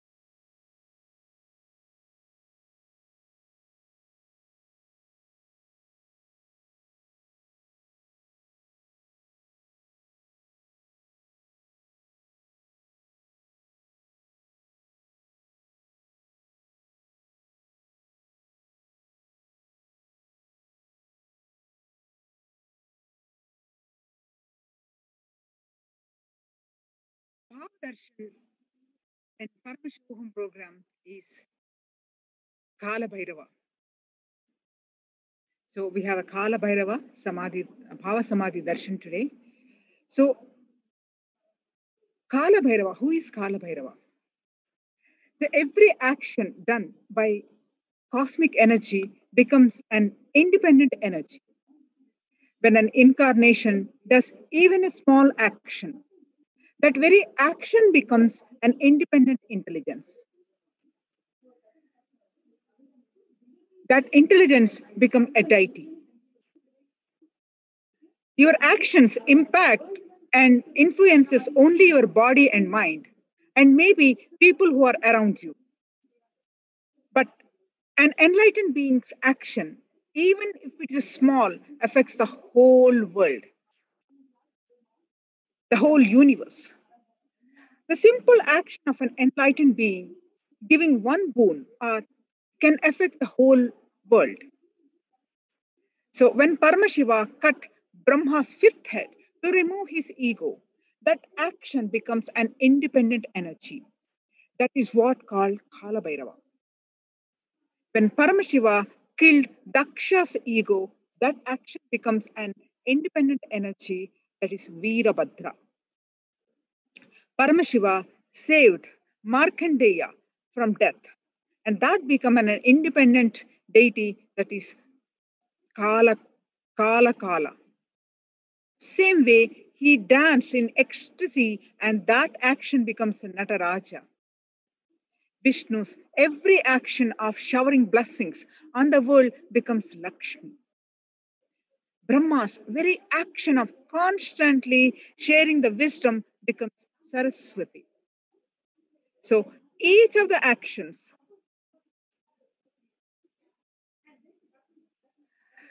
of the ultimate becomes independent intelligence and energy. When you connect with those independent intelligence, those deities, whatever you want immediately happens. Whatever result you want, worship with rites, those divine energies who are the personification of those specific actions. Immediate results are achieved by connecting with those deities. In this world, this can be a powerful method through which you can achieve whatever you want in your life. In North India, he's called the Kala Bhairava. And South India, he's Karupar Swami. He is the causal body, the source from which everything comes. Paramashiva has multi-dimensions. We need to understand that every action, the Paramashiva is there. Same way, the Paramashiva has multi-dimension. Every action of Paramashiva liberates multiple people. So the one who destroyed the head of Paramashiva is Kala Bhairava. Suddenly one day, Brahma thought, he's comparing with Paramashiva and thinking that I'm also having 5 heads, the same as Paramashiva, so I'm also Paramashiva. Actually, when you become Paramashiva, you will not know why the others will know. You will only feel empty. Brahma not only behaved like Paramashiva, started doing forgery and work of Paramashiva.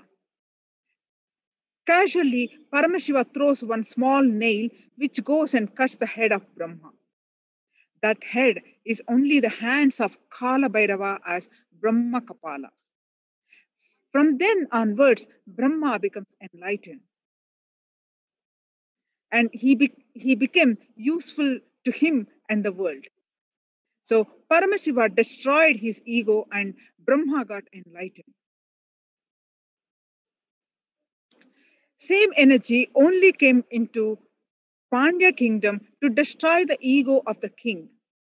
Manikyavasagar, who as a saint, who was his minister, king gave money to him to buy horses. On the way, this Manikyavasagar met an enlightened saint and fell in love with him. Along with his minister. King gave money to him to buy horses. On the way, this Manikyavasagar met an enlightened saint and fell in love with him and became his disciple. He became a saint by Paramashiva's grace. He thought, why spend money on army? Let me spend on peace, and he built a temple instead. King imprisoned the Manikyavasagar. So Paramashiva converted the dogs, wolves around him in the burial ground as horses and himself as a keeper and gave them to king and went away. Then overnight they become wolves again and killed all other horses also. The king was shocked. He released the minister. Paramashiva came and blessed Pandya kingdom. He said, you protect my devotees, I will protect you. The assurance of Paramashiva gave was, if my devotees are disturbed, I will destroy the whole country. That assurance is still alive. It has no expiry date. Paramashiva's form, which came on the horse to teach a lesson to the king, is Karuppar. Kala means the masculine darkness. Kali means the feminine darkness. Karuppu in Tamil means darkness. So Kali means the feminine darkness. So Karuppu in Tamil means darkness. The causal body, the source from which everything comes out is Kala Bhairava Karuppan Swami. So Kala Bhairava was a perfect protector. Kala Bhairava always stood by me from young age, and my security says, always Swamiji says this. Kala Bhairava always stood by me from my young age and as my security. There is so much to share about Kala Bhairava. Swamiji has been sharing for years so much about Kala Bhairava.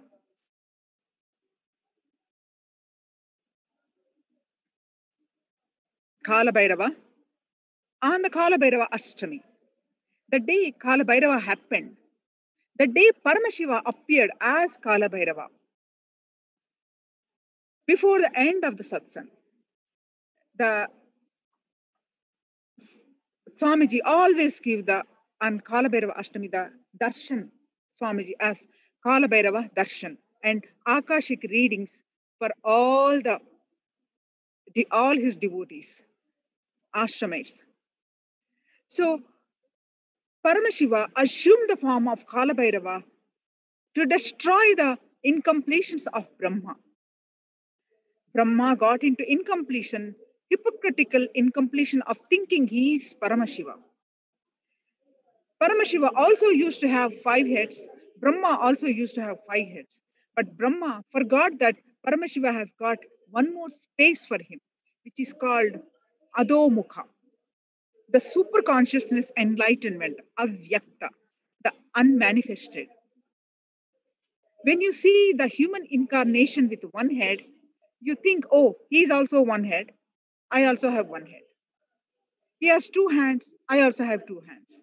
He has 2 legs. I also have 2 legs. Then what? We are equal. So in what way he is equal? You don't understand. Swamiji says, he has realized his unmanifested side of himself, Vyakta. Avyakta, manifested, unmanifested. Vyakta is manifested, Avyakta is unmanifested. He has realized both. And he says, you have realized only the manifested side of you. So you have not realized the unmanifested side of you. So an incarnation, the enlightened being, is one who has realized his unmanifested side also. Paramashiva also has 5.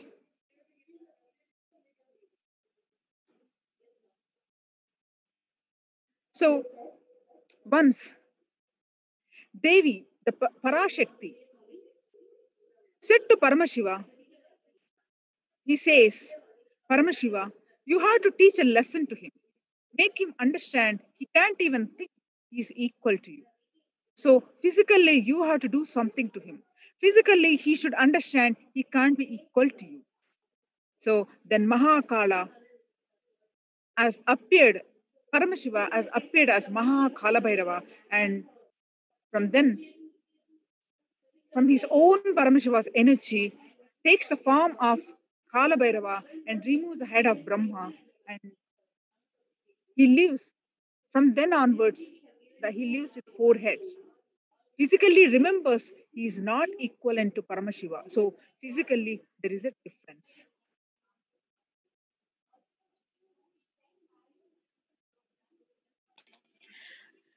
On the day of Shirshamasa, Krishna Paksha, Ashtami Tithi, Paramashiva assumed the form of Kala Bhairava so that he can complete all the incompletions of Brahma. Once Paramashiva removed the head of Brahma, immediately Brahma settled down and came into completion. But all the incompletions that got stuck in the form of Paramashiva's, in the form of that skull, then Devi offers the food to that skull and completes it. Vishwanatha becomes Kalabhairava to complete Brahma. Mahadevi becomes Annapurni to complete the Brahma Kapala. All these are deities that exist still today. Bless people who come to the temples dedicated to them in Varanasi in India. Swamiji tells us that we should be like Kalabhairava when we have to complete with all of our incompletions. Because our incompletions always behave like Brahma. Even though it doesn't know, it acts like it knows. Your incompletions always behave like Brahma. When it tries to possess Shakti, we should not keep quiet. When our incompletions start to make us powerless, we have to reach the limit of tolerance. Now you have to take the incarnation of Kalabhairava to complete. We have to have that same ferociousness and the same ferociousness to have integrity in order to complete all of our incompletions. All the incompletions inside of us should know that they cannot overpower us. All the incompletions should be running from you, not ruining us. We put all our energy, in spite of continuously reminding ourselves or having other people remind ourselves, we put all of our energy into incompletions, supporting our incompletions and mothering our incompletions.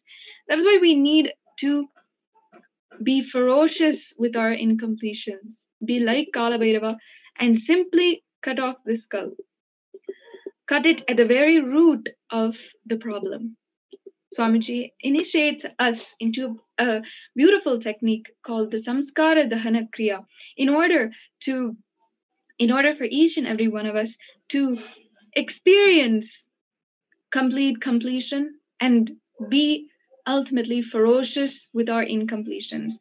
During the Paramashivoham program, you can learn more about this Samskara Dahana Kriya and start practicing, start becoming the embodiment of Paramashiva, start having and radiating the space, expressing the powers of Paramashiva just through this simple technique which Swamiji has revived from Vedic scriptures and given us in such an easy, understandable way. You can go to paramashivoham.org in order to register for this program and start this journey for yourself. Today, as all the participants of the season 9 of Paramashivoham are having the Bhava Samadhi Darshan of Kala Bhairava, it is the day when they have the opportunity to surrender all the incompletions at Kala Bhairava's feet and pray to Kala Bhairava to have his darshan and to have his guidance, blessings, in order to complete all the incompletions inside of us. With this, we can also take the time to pray to Kala Bhairava. Let us write a Satya Sankalpa now to manifest the ferociousness of Kala Bhairava in order to complete all of our incompletions and have a super conscious breakthrough.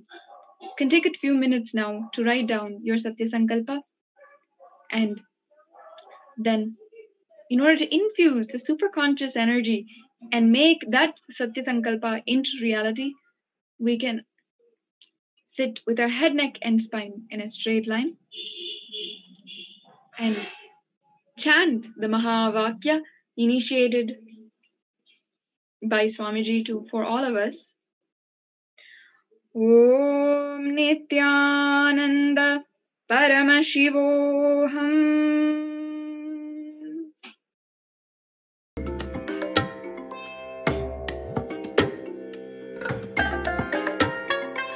I bless you all. Let you all open all your three eyes and manifest the powers of Mahasadashiva. Om Nithyananda Paramashivoham. Om Nithyananda Paramashivoham. Om Nithyananda Paramashivoham. Om Nithyananda Paramashivoham. Om Nithyananda Paramashivoham. Om Nithyananda Paramashivoham. Om Nithyananda Paramashivoham. Om Nithyananda Paramashivoham.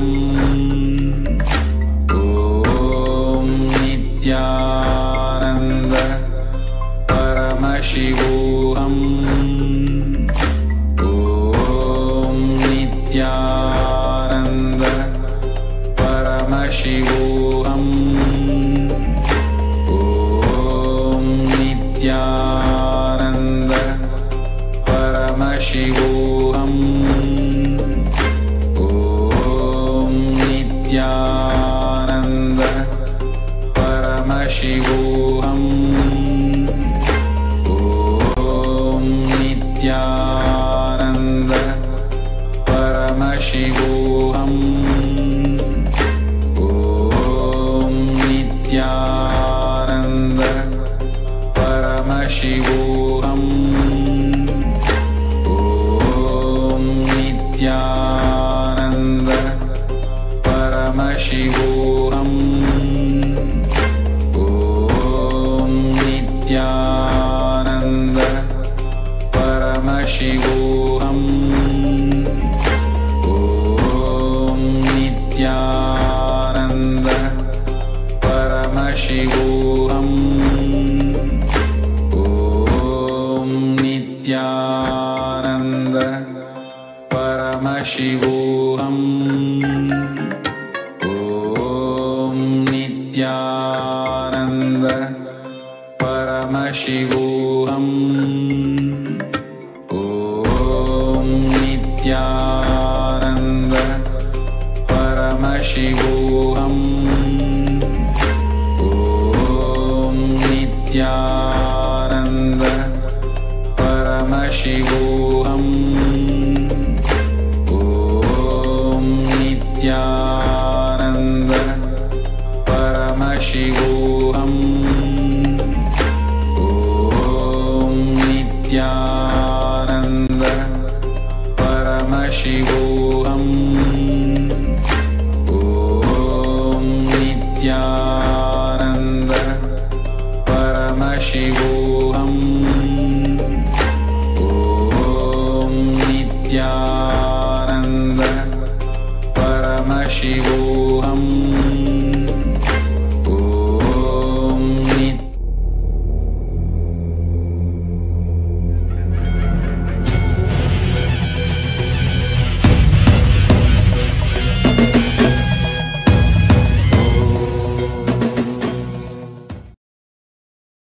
all the living and practicing Hindus from all over the world.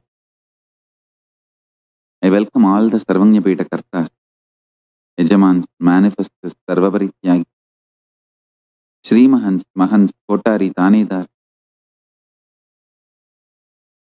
everyone sitting with us all over the world.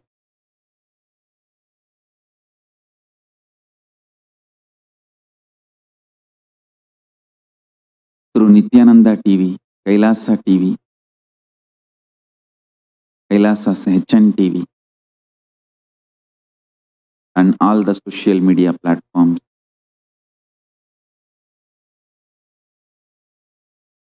I welcome all the Paramashiva Ganas, Paramashivoham, Season 8 participants,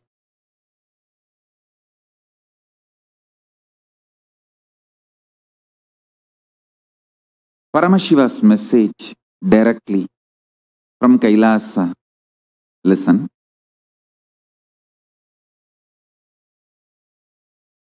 Biology of this Pralaya, physics, chemistry, biology of this Pralaya. How, why, when this Pralaya will manifest. How, why, when,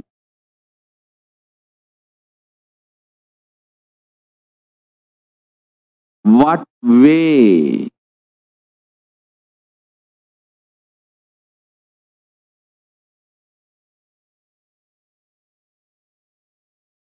We should protect ourselves to survive this Pralaya. Understand? Just like protecting yourself from COVID-19 needs a specific instructions and understandings. Same way protecting yourself from this Pralaya, you need a specific understandings and instruction. COVID can come only airborne. COVID-19 virus can come only airborne. But this Pralaya, pandemic's impact can come even word-borne. Understand? Even one negative news, some celebrity whom you really looked up has died by corona. COVID-19 is enough to put you in such life negative mood, lost trust on life, and this whole pandemic fatigue and suicidal arrogance can be instigated in you. So,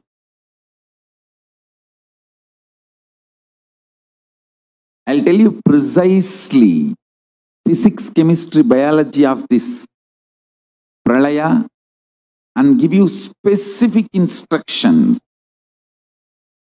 to protect yourself and sail through, not only sail through, use this Pralaya for a beautiful superconscious breakthrough and enlightenment.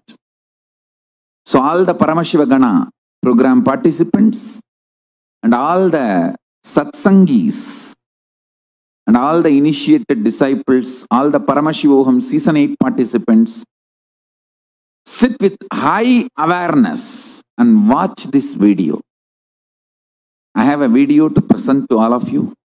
Please watch it very sincerely because I have many things to tell you after this video.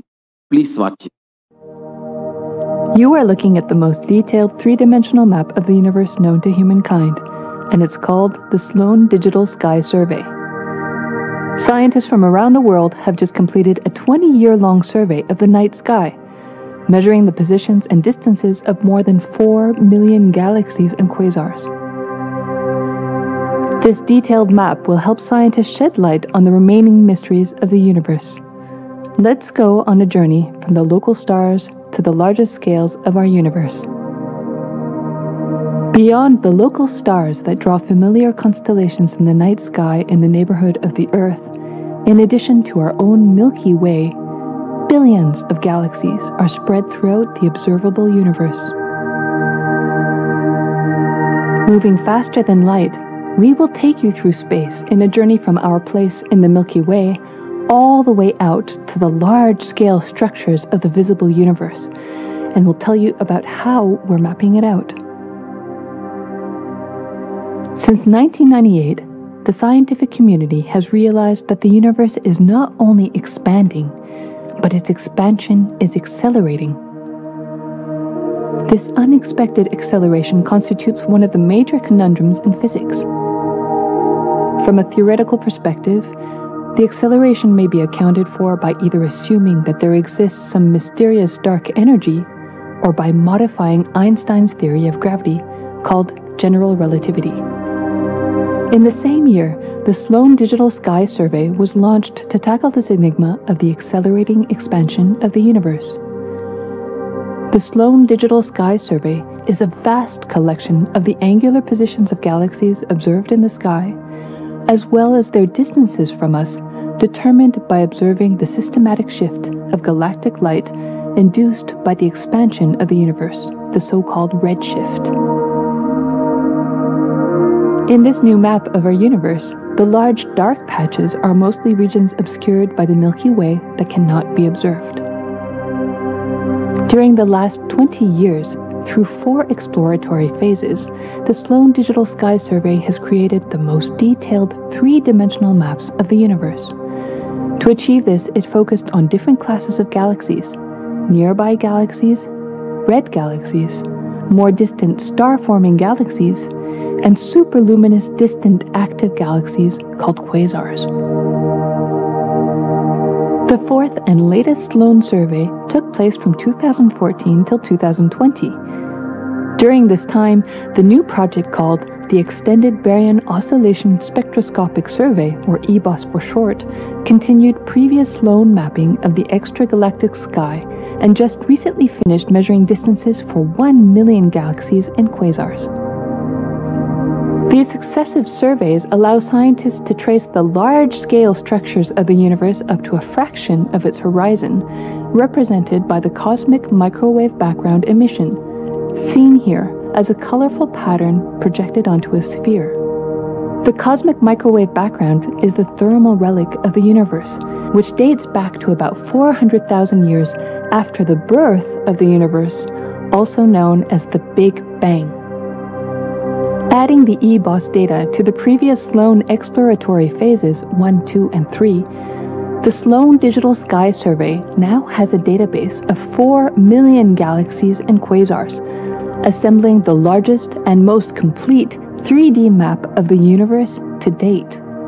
This unprecedented achievement provides scientists with new tools for shedding light on dark energy and also for constraining the theory of general relativity, leading to a better understanding of the fundamental laws that rule our universe.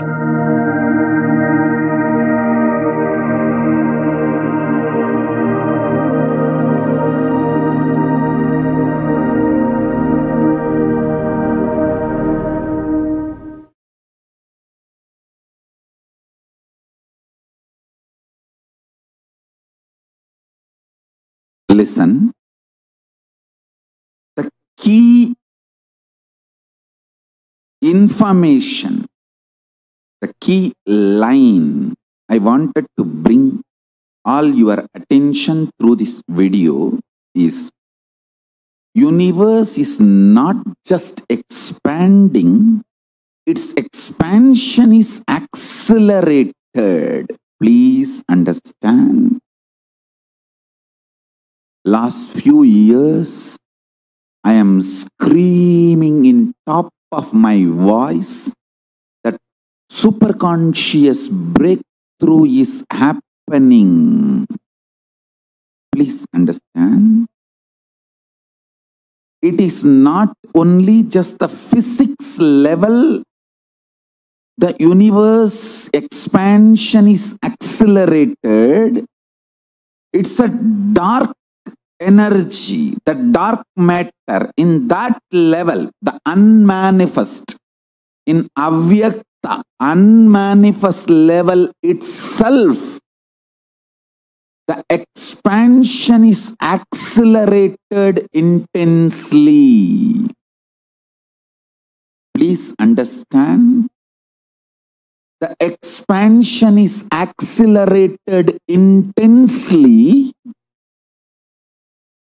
in the dark energy, in the dark matter, unmanifest, avyakta swarupa of Paramashiva. See, Paramashiva's manifest form only is this world which we are all enjoying, experiencing. There is an unmanifest form of Paramashiva, dark matter, what we call dark energy, dark matter.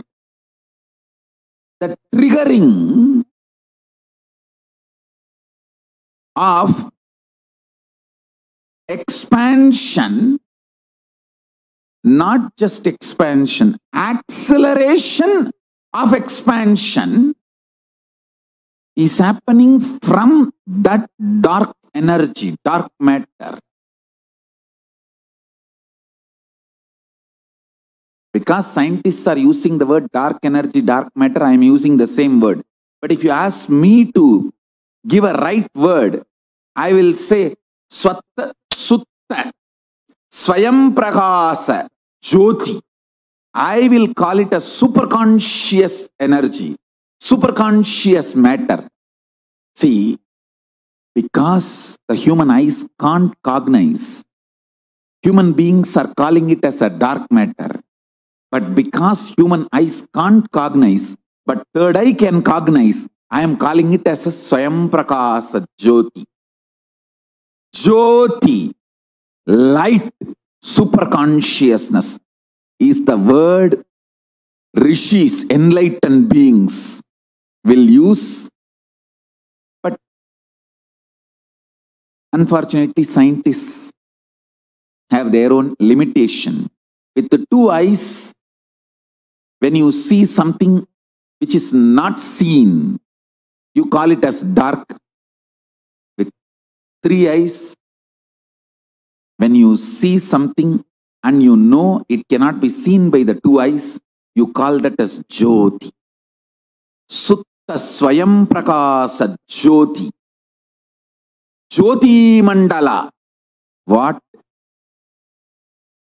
we show as Jyoti of Arunachala, what exists as unmanifest of Paramashiva, is one and the same. Please listen.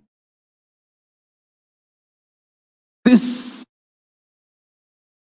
acceleration of expansion is from the unmanifest, avyakta sarira of Paramashiva, the unmanifest space of Paramashiva.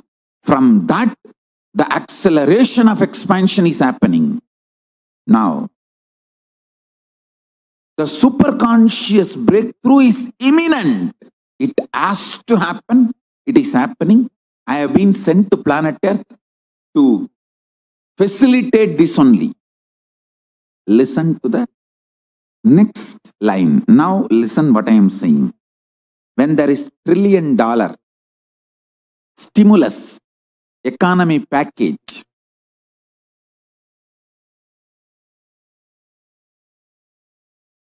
in US, or some billions of dollars in India, each country is giving the stimulus package to keep the economy afloat. Who gets the money? People who already built the infrastructure like banks, airlines, companies, who needs the boost, they get the first share. Sometimes if you lobby properly, you get. Listen, listen. This is exactly the same thing with cosmos also. Whoever is doing the spiritual practice with integrity intensely already, they get the first chunk, share of the superconscious breakthrough and superconscious powers and the manifestation of Paramashiva. Listen. Just like our governments choose which sector to pump the money to keep the economy afloat, Paramashiva chooses who are the beings in whom I should just manifest the powers and superconsciousness first, so I can trigger this all over the world. I can inspire the human beings. I can make this as a ripple effect. Two people, two kinds of people. Intense seekers, sincerely integrated way, practicing. Either you practice unclutching or completion, any form of nirvikalpa samadhi practice. And don't be shocked, surprised. There is a beautiful book by Thomas M. Kempis, Practicing the Presence of the God, from Christian tradition. I would sincerely recommend all our sincere seekers to read that book. There are many who had nirvikalpa samadhi from the order of Saint Francis of Assisi. As a supreme pontiff of Hinduism and responsible practicing Hindu, I am making the statement.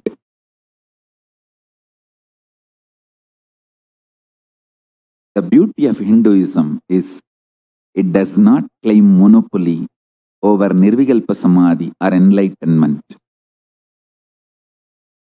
Everywhere, the sincere people receive nirvikalpa samadhi, enlightenment, superconscious breakthrough. Be very clear. Anywhere the sincere people receive nirvikalpa samadhi and superconscious breakthrough. Now,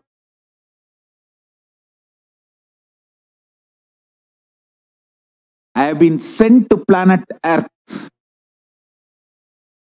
to initiate, inspire, emanate this nirvikalpa samadhi, superconscious breakthrough, to give you the experience continuously. So all of you receive the stimulus package from Paramashiva first. Listen. sincere practitioners, either you practice unclutching, completion, oneness,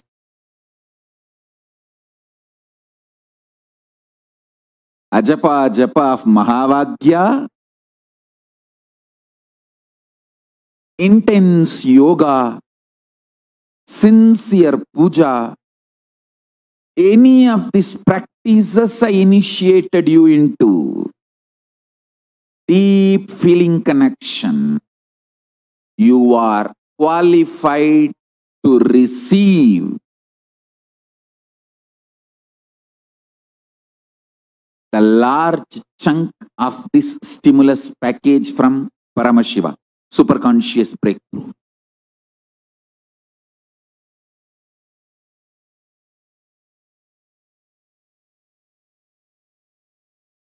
One good news is with Paramashiva, there is no separate lobbying.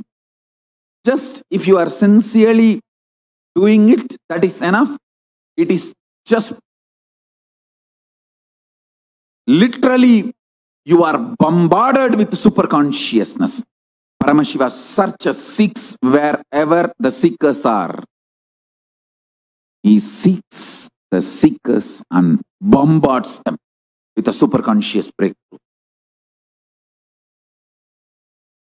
So I wanted all my disciples, whoever is sincerely listening to me, please come out of the shock. A few statements I made.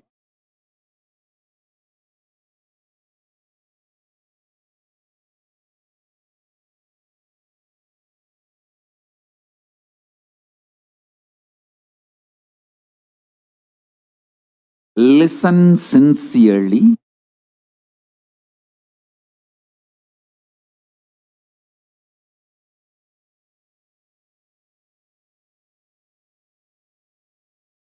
What is happening in the physics of the cosmos, chemistry of the cosmos, biology of the cosmos, I am seeing it very clearly. Whatever Paramashiva reveals every day, I am mapping that into the language you can understand. I am sharing. Last few years, I am screaming in top of my voice. If you see that video, scientists have discovered exactly the same year. I started screaming in top of my voice. Superconscious breakthrough is happening, happening, happening. See that video once more, you will see exactly the same year. The scientists are saying that not only universe is expanding, the expansion is intensely triggered, accelerated. I tell you. I'll tell you exactly within next 5 years, there will be millions of beings all over the world with extraordinary powers and super consciousness. The first chunk of super conscious beings are going to be happening. And this stimulus package, we are going to be the people receiving the large chunk. Large chunk is going to be received by us, Kailasa.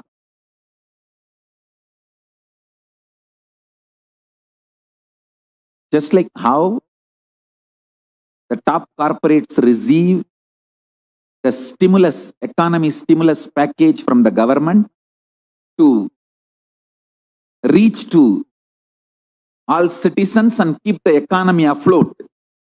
Same way, this superconscious breakthrough, Paramashiva is manifesting.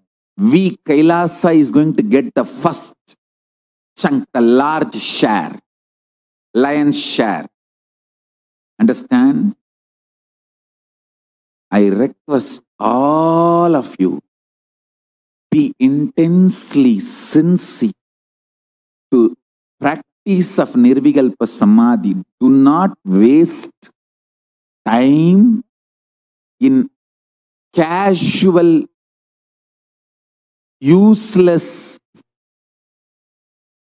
not only time pass, stupid things. Don't waste your time with negative people. Don't waste your time in reading or fighting Guru Drohis, Guru abusers. See, understand? Don't even read Guru abusers, Guru Drohis messages. Don't allow them in your ecosystem. Don't be friends with them. Don't be part of their Facebook, and don't allow them to be part of your Facebook. Don't even read. But if you are forcibly somehow made to read, don't forget to give back strongly and defend the Sangha. I am not for not defending the Guru and Sangha. All of you be very clear. I am all for defending the Sangha, defending the Guru. I am only saying, don't read at all, first of all, their negative stuff. But if they forcibly somehow enter,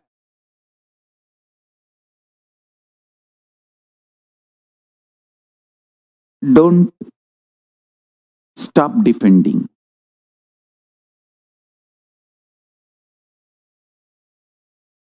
Stop the coronavirus entering into you. But if forcibly somehow it enters, you have to take a medical care and protect yourself. So, do not allow, but if somehow forcibly it enters into your system, don't be inactive. Defending Sangha, protecting Sangha, defending Guru, protecting Guru is the responsibility of all my disciples. I am not for any of the inactivism, justifying the laziness or inactivism. First priority will be don't allow, don't read, don't engage, unclutch from all the abusers, all the Guru Drohis. The moment you even doubt, suspect, they are trying to instigate you against the Guru, against the Sangha, unclutch from them. But unfortunately, if they have put some ideas, forcibly made you read some way, by tempting or some way, don't stop defending. Don't stop without giving them back good, nice, logical, right answer. Defending Sangha, defending Guru, defending Swami is the fundamental right and responsibility of any disciple. I am making it very clear. Inactive laziness cannot be justified. All right. Now let me come back.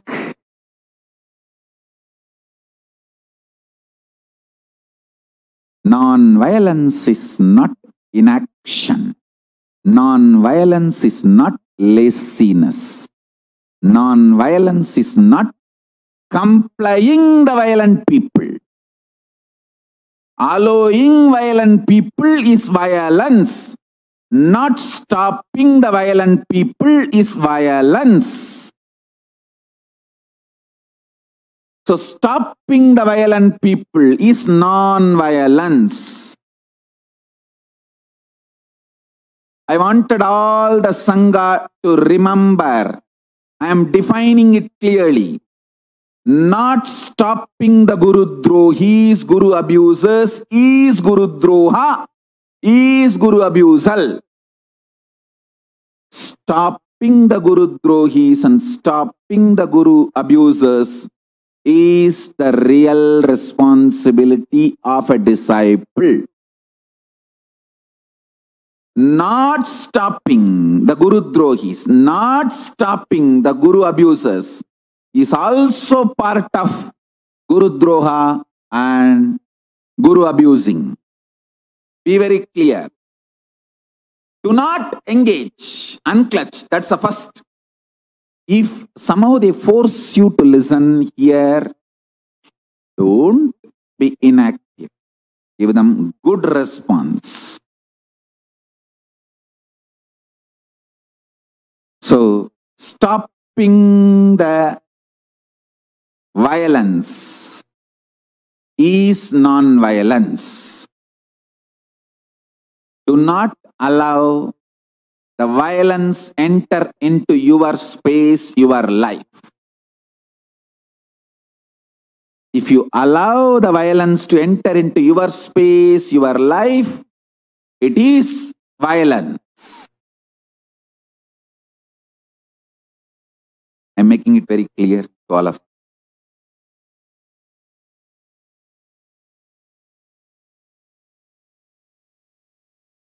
Don't encourage violence by allowing it, by not stopping it. Violence is like forest fire. Either escape. If you are not able to escape, at least stop. The essence of what I want to convey today through this satsang, physics, chemistry, biology of this Pralaya pandemic.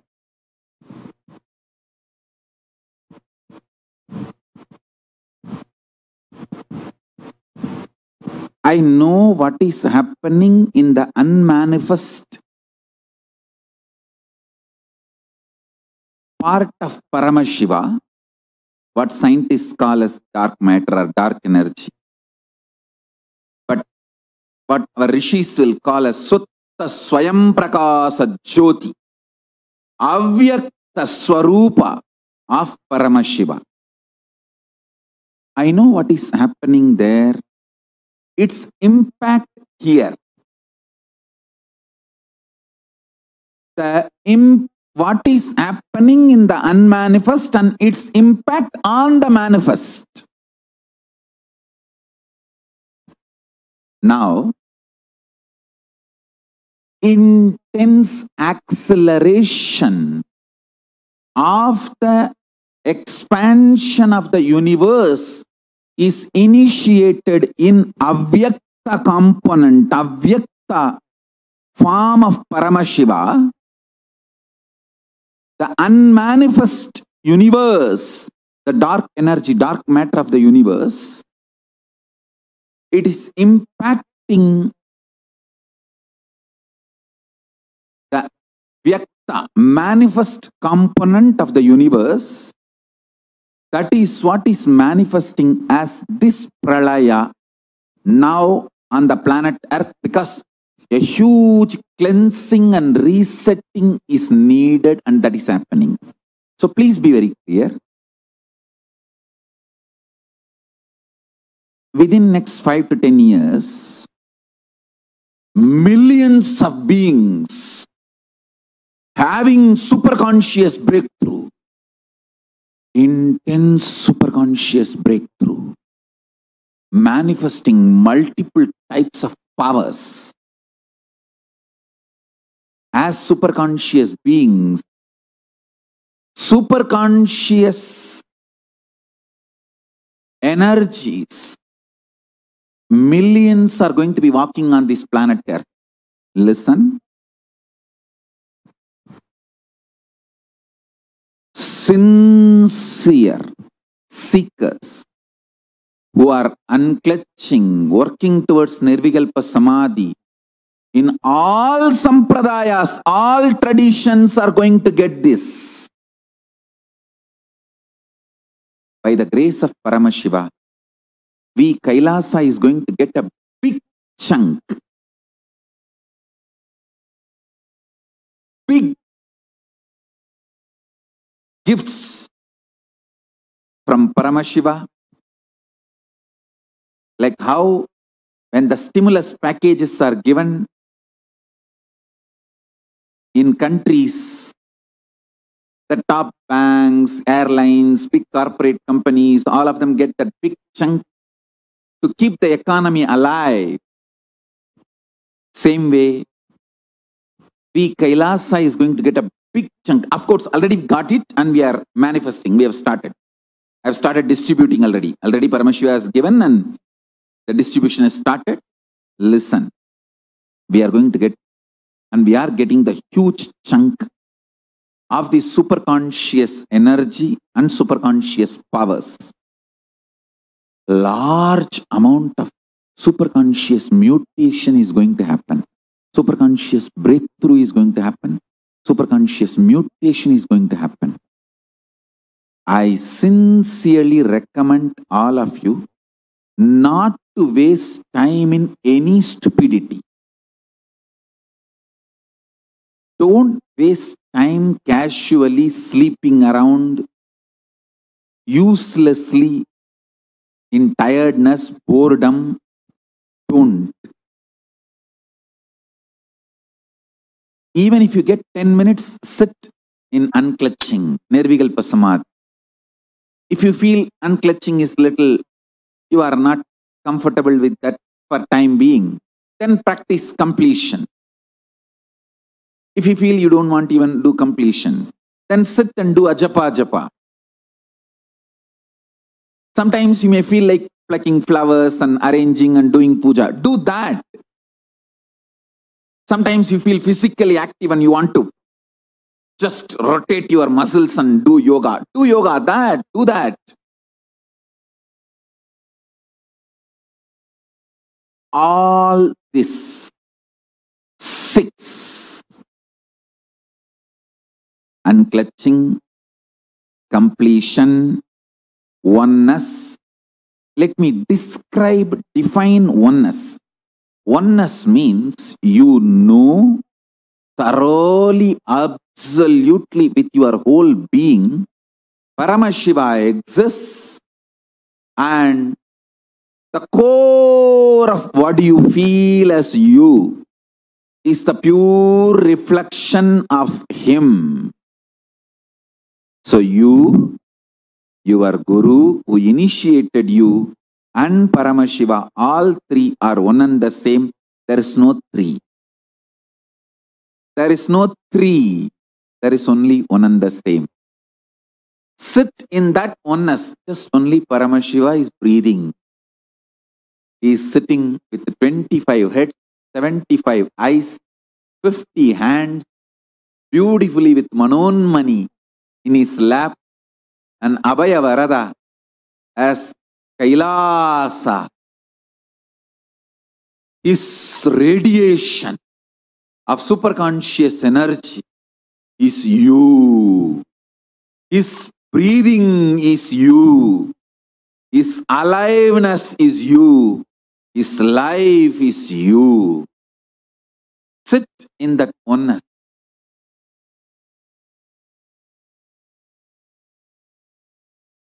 This is what I define as oneness.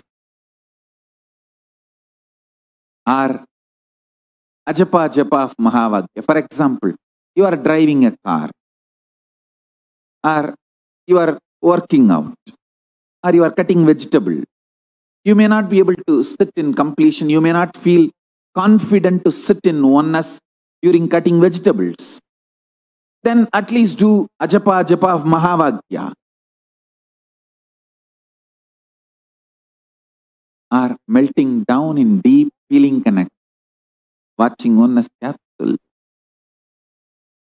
Just whole body melting down.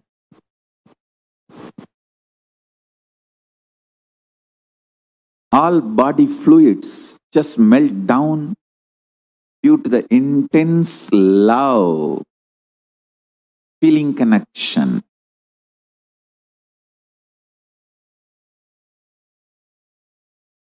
Yoga.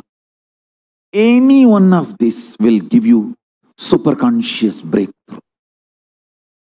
Understand? if you are not able to close your lips, the moment you see my photograph or listen to my songs or see my video, you are not able to close your lips and all your 30, 40, then you are in a state of feeling connection, deep feeling connection. You just know you can't close your lips. Even that state is absolutely okay. Only thing, remember, you are actually in oneness. It is that oneness that makes that intense expression of feeling connection. Listen. Be in any one of this space, state, you will get this large stimulus package from Paramashiva. And not only you will be beautifully sailing through this Pralaya, you will give superconscious breakthrough to yourself and to the world. Don't waste time in engaging in any form with Guru Drohis and abusers. Just shut them out. If they forcibly enter into your space, somehow, give them good response and again shun them once for all. Don't be engaging. Listen to this again and again. First priority is don't allow them. But if forcibly they entered, don't keep quiet and don't be inactive. Give them good response and then shun them. Don't engage in dialogue, debate, all that. Don't waste time and energy. Give good. The poison they vomited on you, push it back on them and shut yourself. Protect yourself. Shunt yourself from all these abusers. Escape from these abusers. I think I'm making it very, very, very clear. ಸ್ಪಷ್ಟವಾಗಿ ಹೇಳ್ತೀನಿ.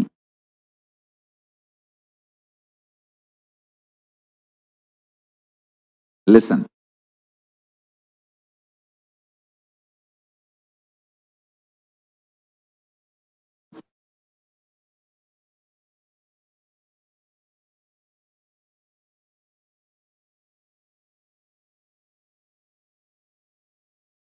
First priority, do not allow the Guru Drohis, Guru abusers, negative guys into your thought, word, speech, visual, any space. You are breathing space. Forcibly, if they've entered, vomited some poison, put negative ideas, give it back to them very logically, very strongly, and then immediately shut them out. Don't engage in conversation. Don't engage in debate. Don't engage in dialogue. Keep them out. That's it. Now, sincerely start doing intense practices and manifest the superconscious breakthrough. Kailasa, not only we are getting the large amount of stimulus package, superconscious package from Paramashiva, we are also responsible for enjoying and distributing it. Let's do it. Let's reach out to as many people as possible, help them to learn unclutching, support unclutching, practice unclutching. I recommend all of you, my disciples, start reaching out to people. Share my videos of unclutching. We have a long, beautiful list of methods and techniques to do unclutching. Take this material, original material, and share it with as many people as possible. make them watch. Engage with them in Vakyartha Sadas. After making them watch, if they have questions, engage with them in Vakyartha Sadas. Inspire them to practice unclutching. I tell you, practicing unclutching is the straight method of receiving the superconscious stimulus package from Paramashiva during this Pralaya to keep the universe afloat and to have and to give superconscious breakthrough.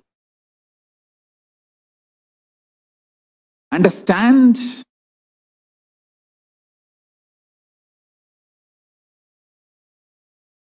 Today, now I am going to open the stargate, the portal of Kailasa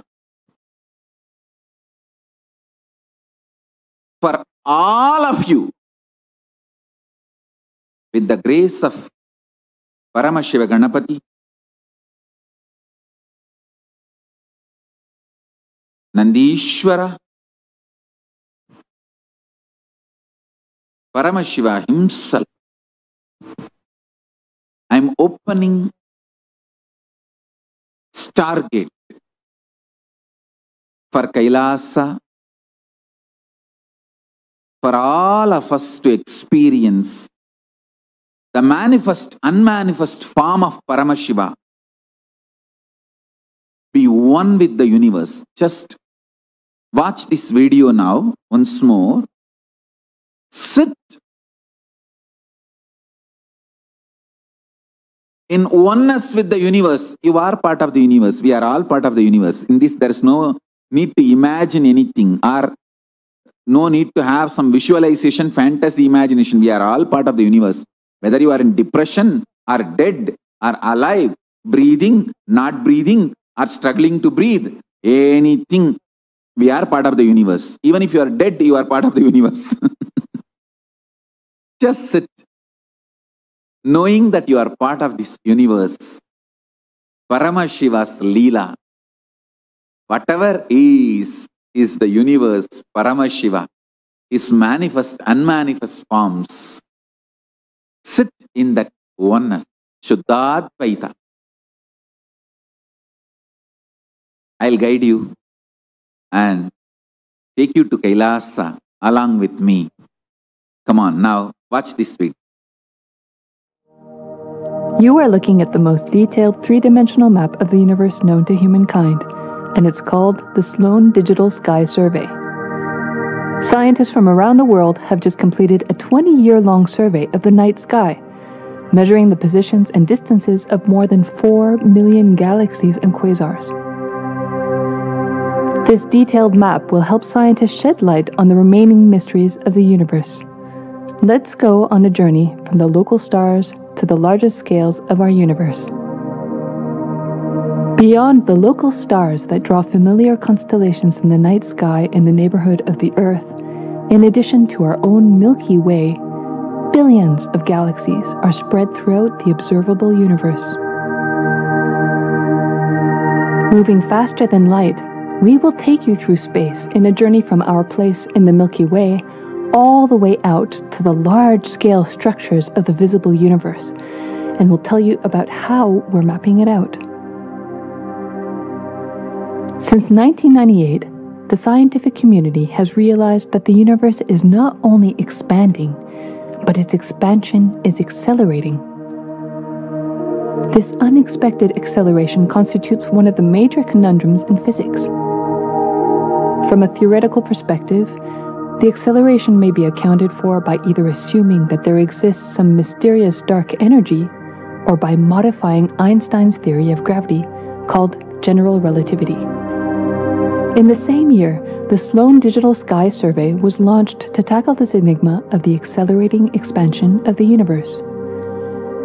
The Sloan Digital Sky Survey is a vast collection of the angular positions of galaxies observed in the sky, as well as their distances from us, determined by observing the systematic shift of galactic light induced by the expansion of the universe, the so-called redshift. In this new map of our universe, the large dark patches are mostly regions obscured by the Milky Way that cannot be observed.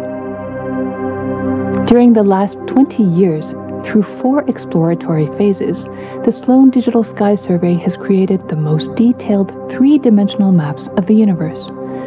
To achieve this, it focused on different classes of galaxies: nearby galaxies, red galaxies, more distant star-forming galaxies, and superluminous distant active galaxies called quasars.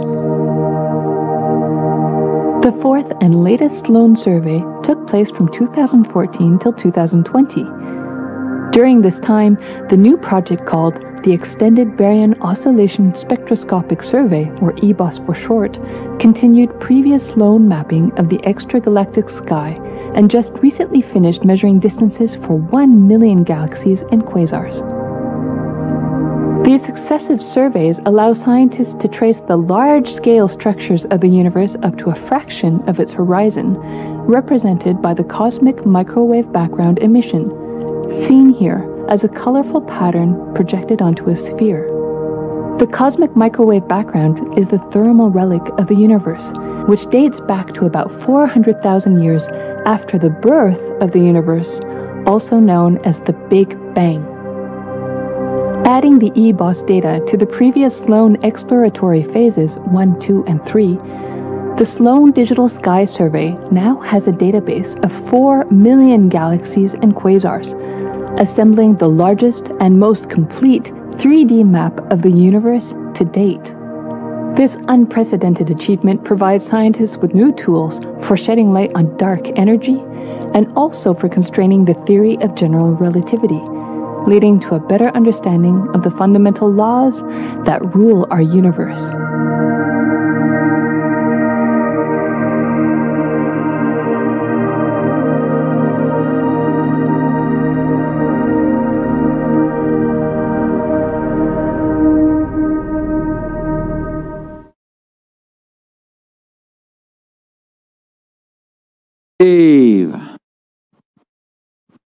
Shave, shave, shave,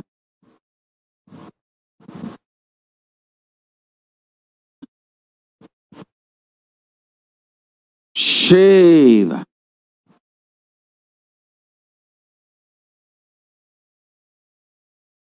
sit as Paramashiva.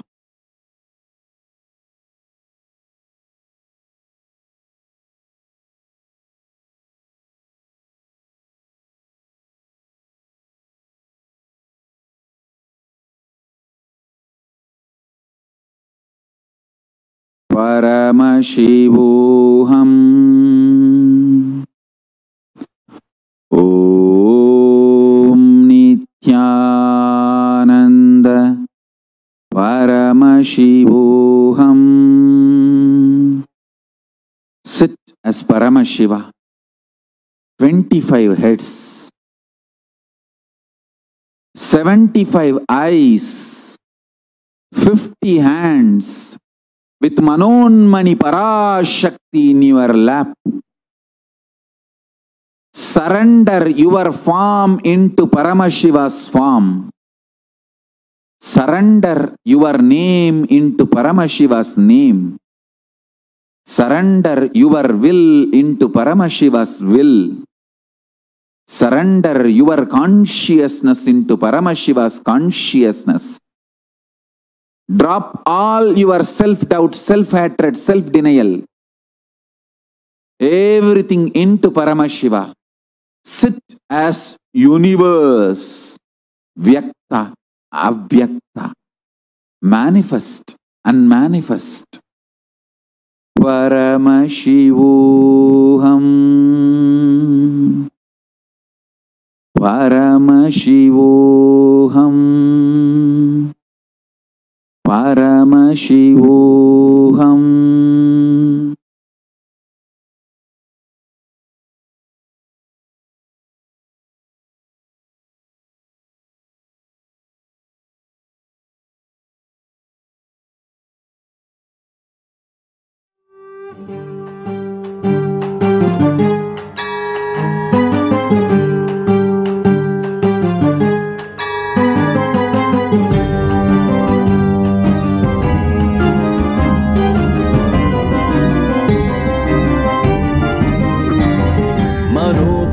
नास्त्यहङ्कारचित्तानि नाहं न च श्रोत्रजिह्वे न च घ्राणनेत्रे न च व्योमभूमिर्न तेजो न वायु चिदानन्दरूपः शिवोऽहं शिवोऽहं शिवोऽहं शिवोऽहं शिवोऽहं शिवोऽहं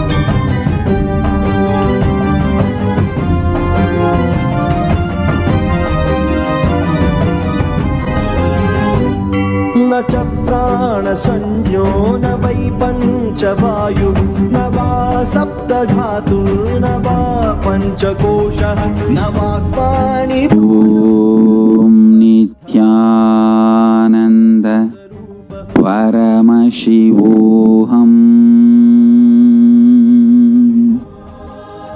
ॐ नित्यानन्द परमशिवोऽहम् ॐ नित्यानन्द परमशिवोऽहम्. With the grace of Paramashiva Ganapati,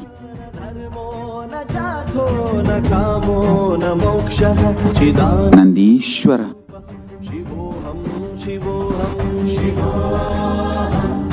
and Paramashiva himself, let the space of Kailasa open for all of us. Give us all the experience of Kailasa. Om Nithyananda Paramashivoham.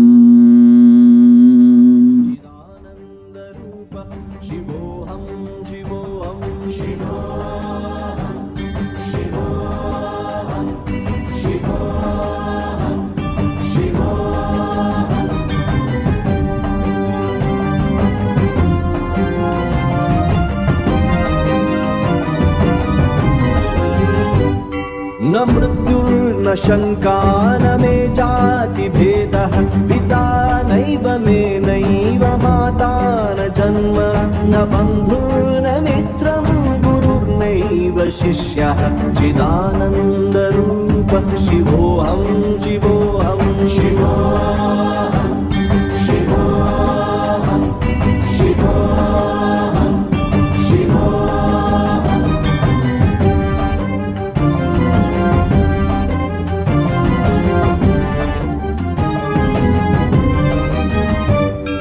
अहं निर्विकल्पो निराकाररूपो विभुत्वाच्च सर्वत्र सर्वेन्द्रियाणां न चासङ्गतं नैव मुक्तिर्न मेयः चिदानन्दरूपः शिवोऽहं शिवोऽहं शिवोऽहं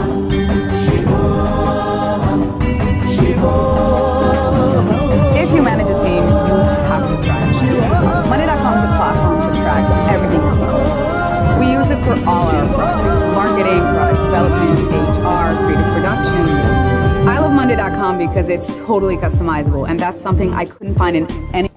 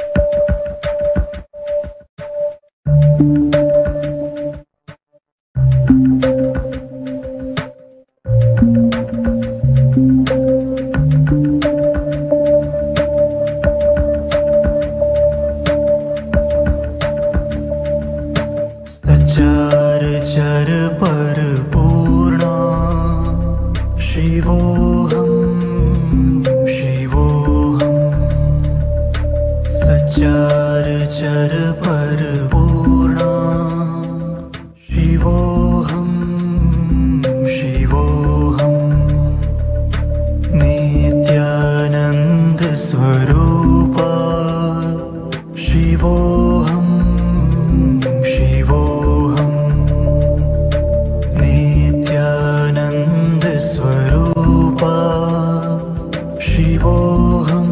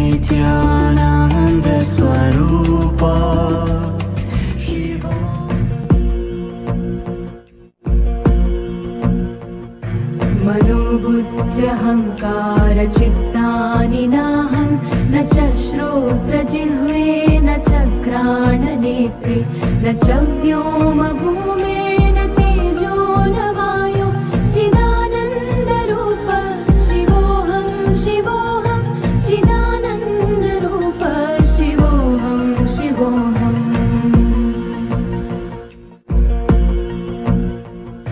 न च प्राणसंज्ञो न वै पञ्चवायु न वा सप्तधातुर्न वा पञ्चकोश न वा पाणिपादौ न चोपस्थपायु चिदानन्दरूप शिवोऽहं शिवोऽहं चिदानन्दरूप शिवोऽहं शिवोऽहम्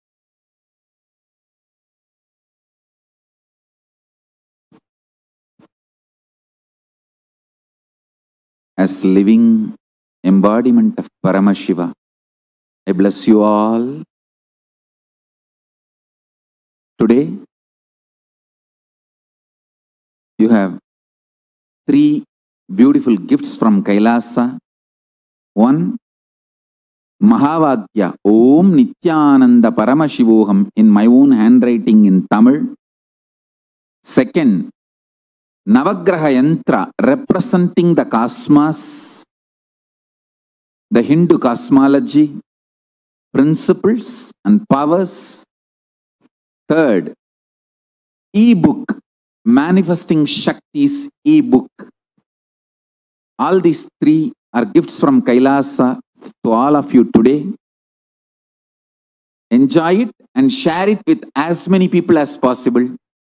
Along with this, today's satsang gist, my blessings to all of you. Let's all radiate with integrity, authenticity, responsibility, enriching, causing, living Shuddhatvaida Saivam. The state, space, powers, being, superconsciousness of Kailasa, of Paramashiva. Paramashivoham, Om Nithyananda Paramashivoham, the eternal bliss, Nithyananda. Thank you. Be blissful.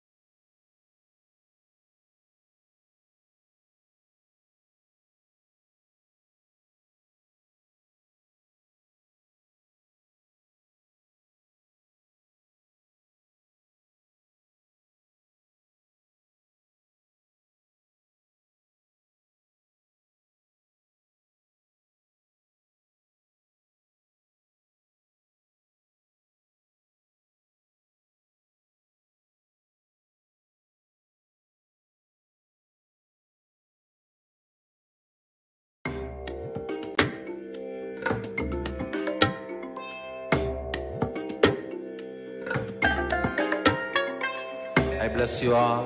Let you all open all your 3 eyes and manifest the powers of Mahasadashiva. Om Nithyananda Paramashivoham. Om Nithyananda Paramashivoham.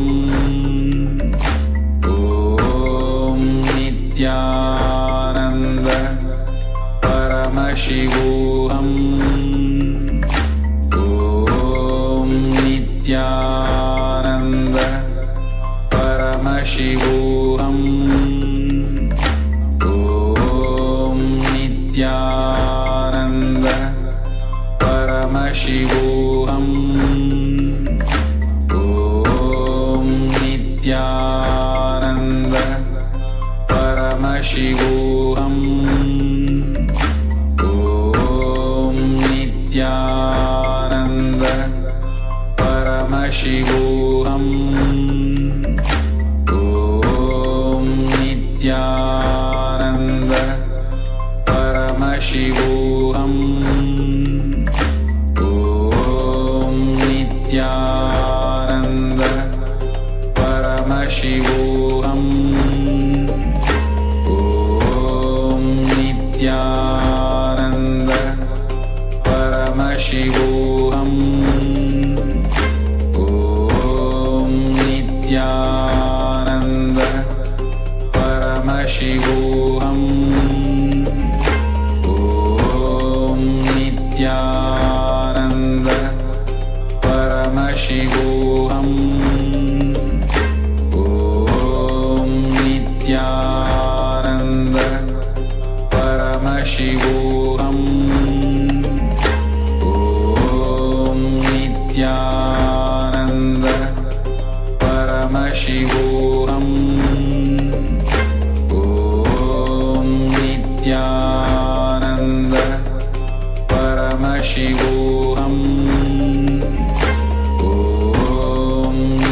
Nithyananda Paramashivoham. Om Nithyananda Paramashivoham. Om Nithyananda.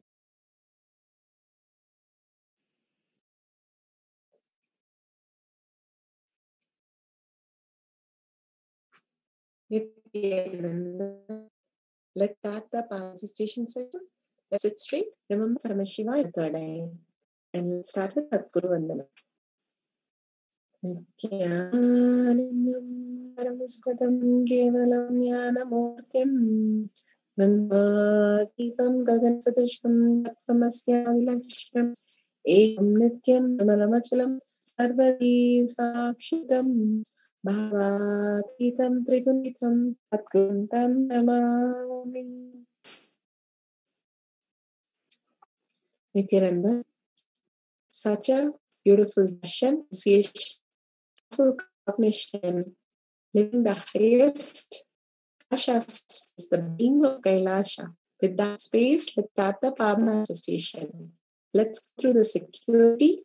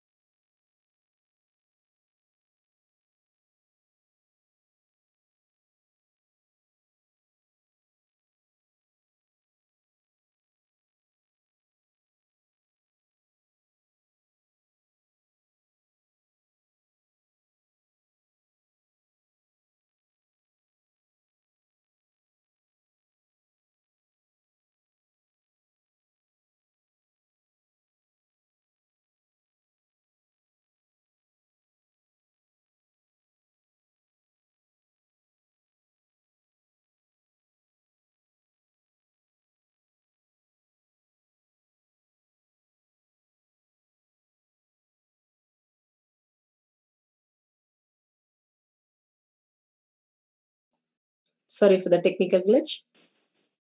Pa manifestation is nothing but a cognitive shift that can infuse powerfulness into any action or state that we are in. It raises the frequency of our body and the mind to ultimate powerfulness, Suryatita.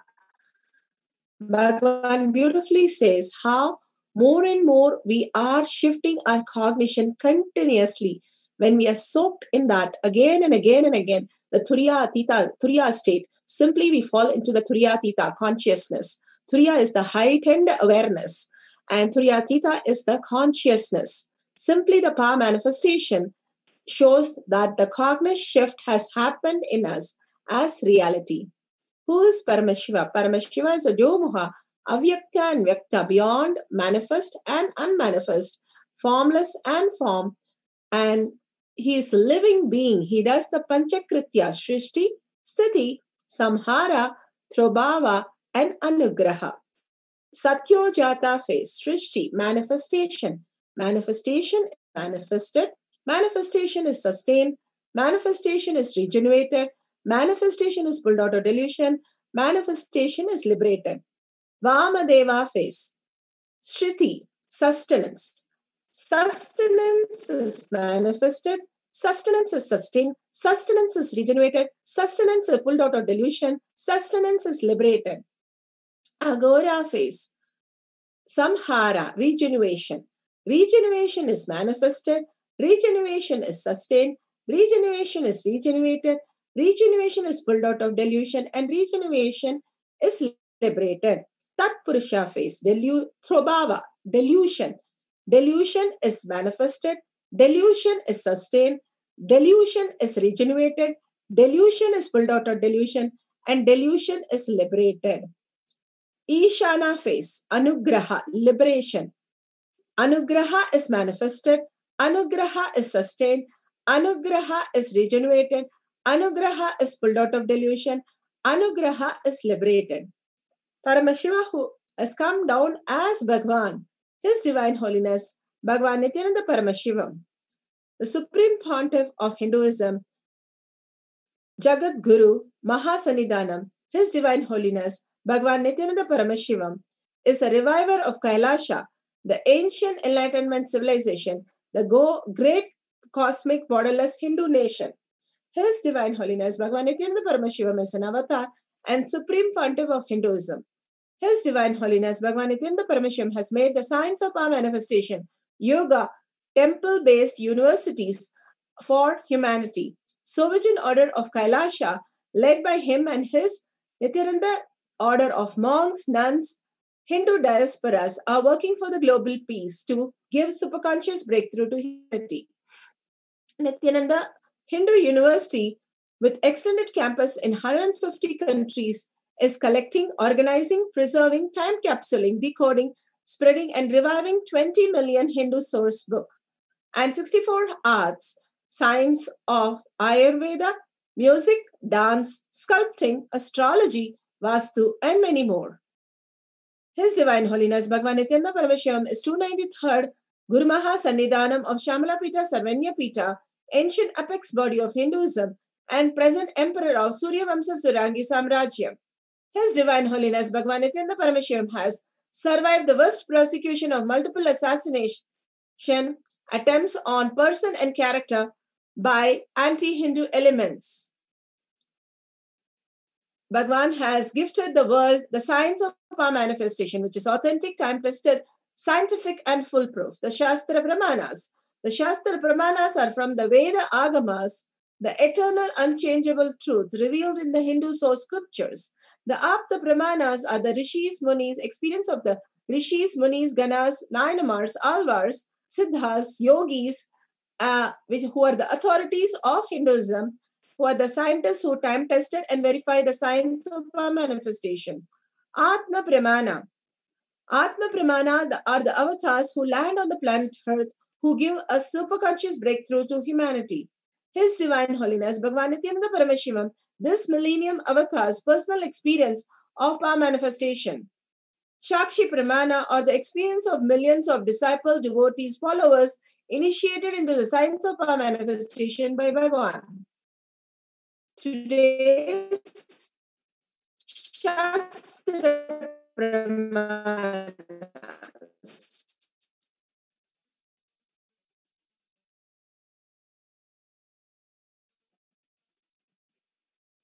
This is from Shastra Pramana from Vijnana Bhairava Tantra Sutra. For the power of body family is taken from the 25. Dehanti bhutam vichintayet na kinchidantare tasya dhyayanadhyeya bhag bhavet dehantare tvagvibhagam bhitti bhutam vichintayet na kinchidantare tasya dhyayanadhyeya bhag bhavet.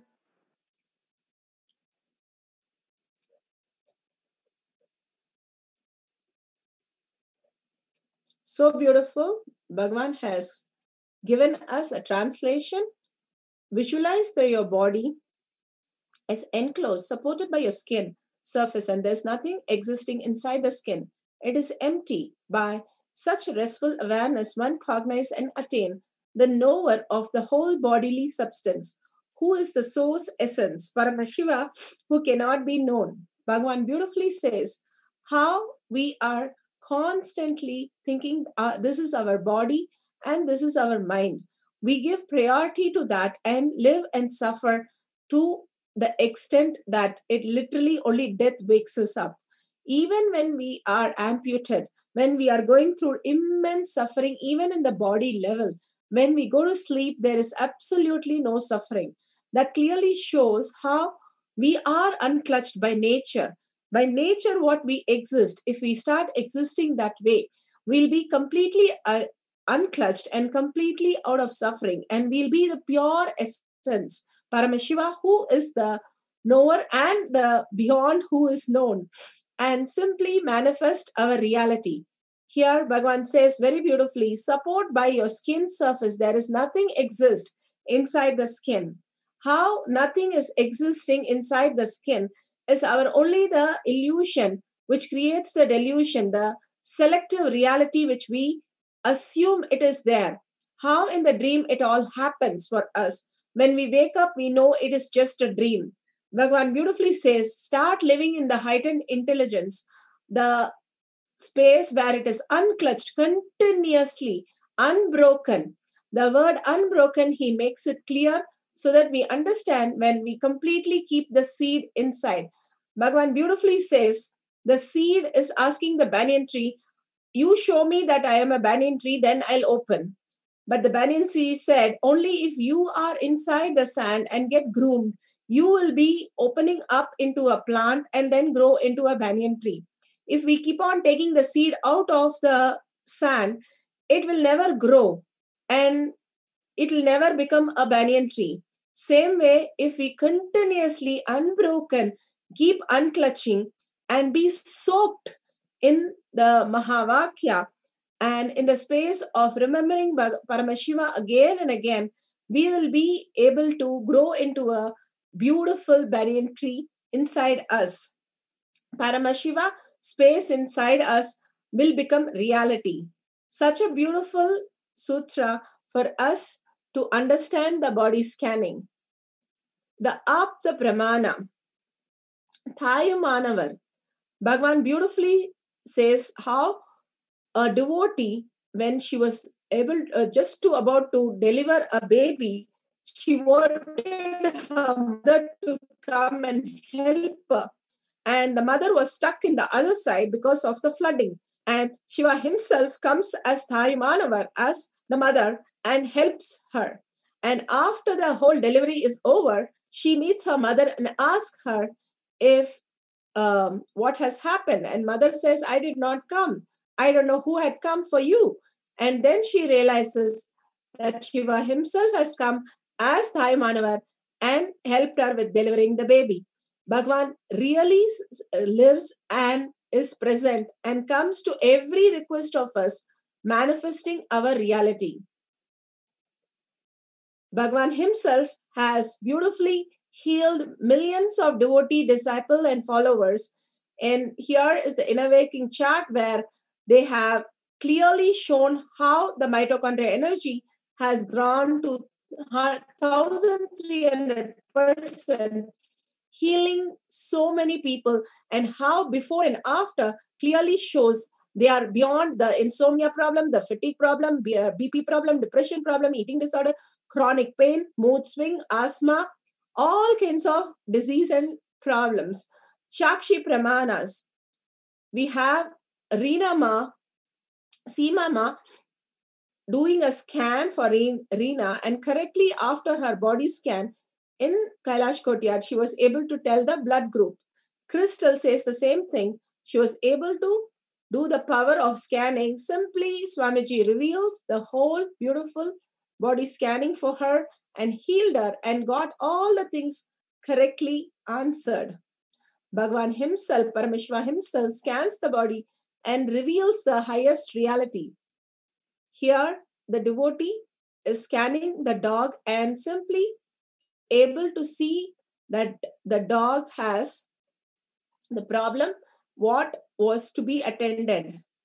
Whether it is human or animals or plants, simply body scanning can be done and healed. Now let's start the round one. If you can call a partner, and you can first round we are going to scan ourselves. Please scan yourself and write down whatever is revealed in your third eye, not what you know, but whatever is revealed. And we are going to measure the blood flow in your palm. You can keep a video recording and see how your palm is turning pink by itself. And just by your third eye could move all these things around your body. Only through third eye we can see the body parts, heal the body parts, do non-invasive surgery. So many things is possible. The level 1, we are going to write down our own details and do a blood flow through our palm. Now let's sit straight with the head, neck and spine in a straight line. Remember Paramashiva in your third eye. When you remember Paramashiva in your third eye, you're bringing your awareness to Agnya, which is the reality. Constantly we are stuck in the Mooladhara, Swadhisthana and Manipura, lower 3 chakras. And constantly the stomach, the fear and greed, adrenal is happening. Here, bringing yourself to the Agnya, Paramashanta Swarupa, you become in eternal oneness with Paramashiva, manifesting reality, absolute unclutching and complete completion, making yourself very clear that other than Paramashiva, there is no other thing in you, no body, no mind. It's just redundant and irrelevant. You're beyond that who can create the body, who can manifest the body. Oneness with Paramashiva, breaking the boredom and tiredness continuously, ferociously, makes you understand there is something more sweeter than the boredom and tiredness. Tyaga, as Paramashiva is your only strength. Now declaring complete integrity with Bhagavan to experience and become the being of Paramashiva. Now we'll start with Mahavakya deeply, and with a deep listening, your whole body vibrating with a chanting. From your navel, chant the Mahavakya. Om Nithyananda Paramashivoham. 10 minutes, we'll have a capsule.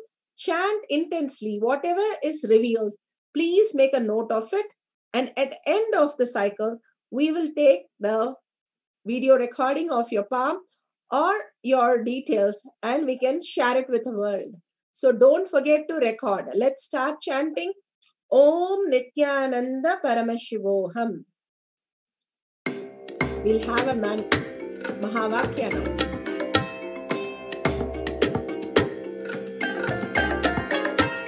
I bless you all. Let you all open all your 3 eyes and manifest the powers of Mahasadashiva. Om Nithyananda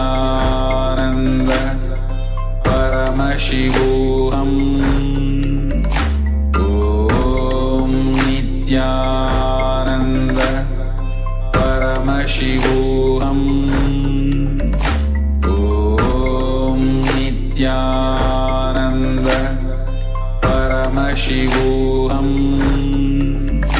Om Nithyananda Paramashivoham. Om Nithyananda Paramashivoham. Om Nithyananda Paramashivoham. Om Nithyananda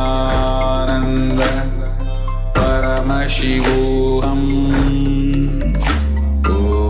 Om Nithyananda Paramashivoham. Om Nithyananda Paramashivoham. Om Nithyananda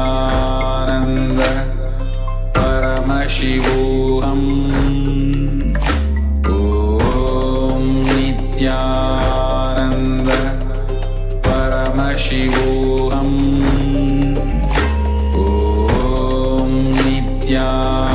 Om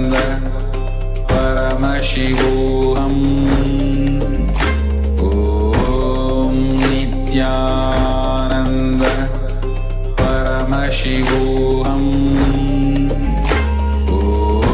Om Nithyananda Paramashivoham. Om Nithyananda Paramashivoham. Om Nithyananda Paramashivoham. Om Nithyananda Paramashivoham. Om Nithyananda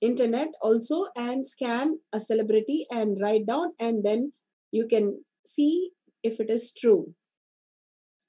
So let's sit straight with the head, neck and spine in a straight line. Remember Paramashiva in your third eye.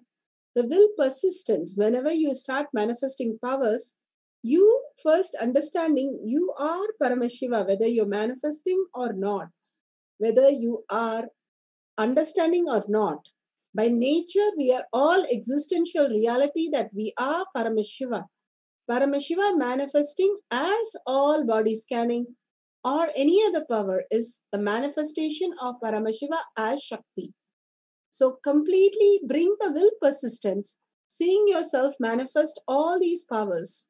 Remember Paramashiva in your third eye, absolute unclutching to experience the state of Paramashiva, complete completion to experience the space of Paramashiva, oneness to experience the powers of Paramashiva, breaking the boredom and tiredness, completely in Shaktipada, quantum entanglement starts happening when you start enjoying Paramashiva inside you.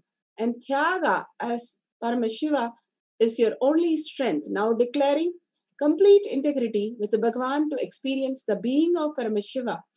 Again and again, start chanting the Mahavakya intensely to start connecting to the Dvadashanta, your energy center, and the cosmic energy center. When you start offering your mantra, Mahavakya, into the Jatagni in your stomach from the navel, when you start chanting intensely and listening, your whole being vibrates. It opens the next level frequency and manifest as powers. Now let's connect deeply with Paramashiva in your third eye. Unclutch completely with the outer world, illusion and delusion. And start chanting the Mahavakya, Om Nithyananda Paramashivoham. Next 10 minutes, we'll have a 10 minutes round and then we'll verify and post it to all of them and share. Thank you.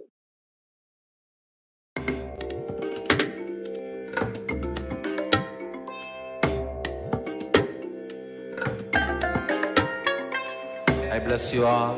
Let you all open all your three eyes and manifest the powers of Mahasadashiva. Om Nithyananda Paramashivoham. Om Nithyananda Paramashivoham. Om Nithyananda Paramashivoham. Om Nithyananda Paramashivoham. Om Nithyananda Paramashivoham. Om Nithyananda Paramashivoham. Om Nithyananda Paramashivoham. Om Nithyananda Paramashivoham. Om Nithyananda Paramashivoham. Om Nithyananda Paramashivoham. Om Nithyananda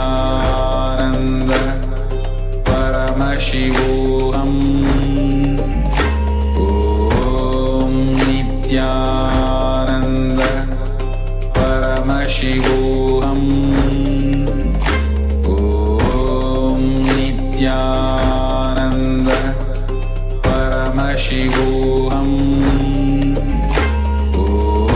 Om Nithyananda Paramashivoham. Om Nithyananda Paramashivoham. Om Nithyananda Paramashivoham. Om Nithyananda Paramashivoham. Om Nithyananda Paramashivoham.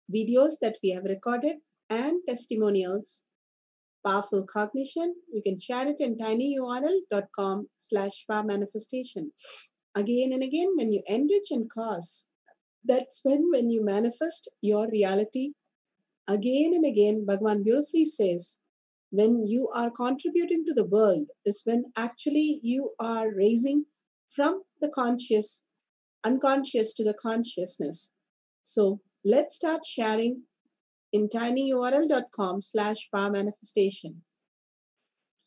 With that, let's surrender all this powerful cognition and power manifestation to Bhagwan's lotus feet. Again and again, when we start surrendering everything to Bhagwan's lotus feet, we start raising in our frequency. With a deep gratitude and seeking, thank Bhagwan. And remember Bhagwan in your third eye. And let's end with the Purna Mantra.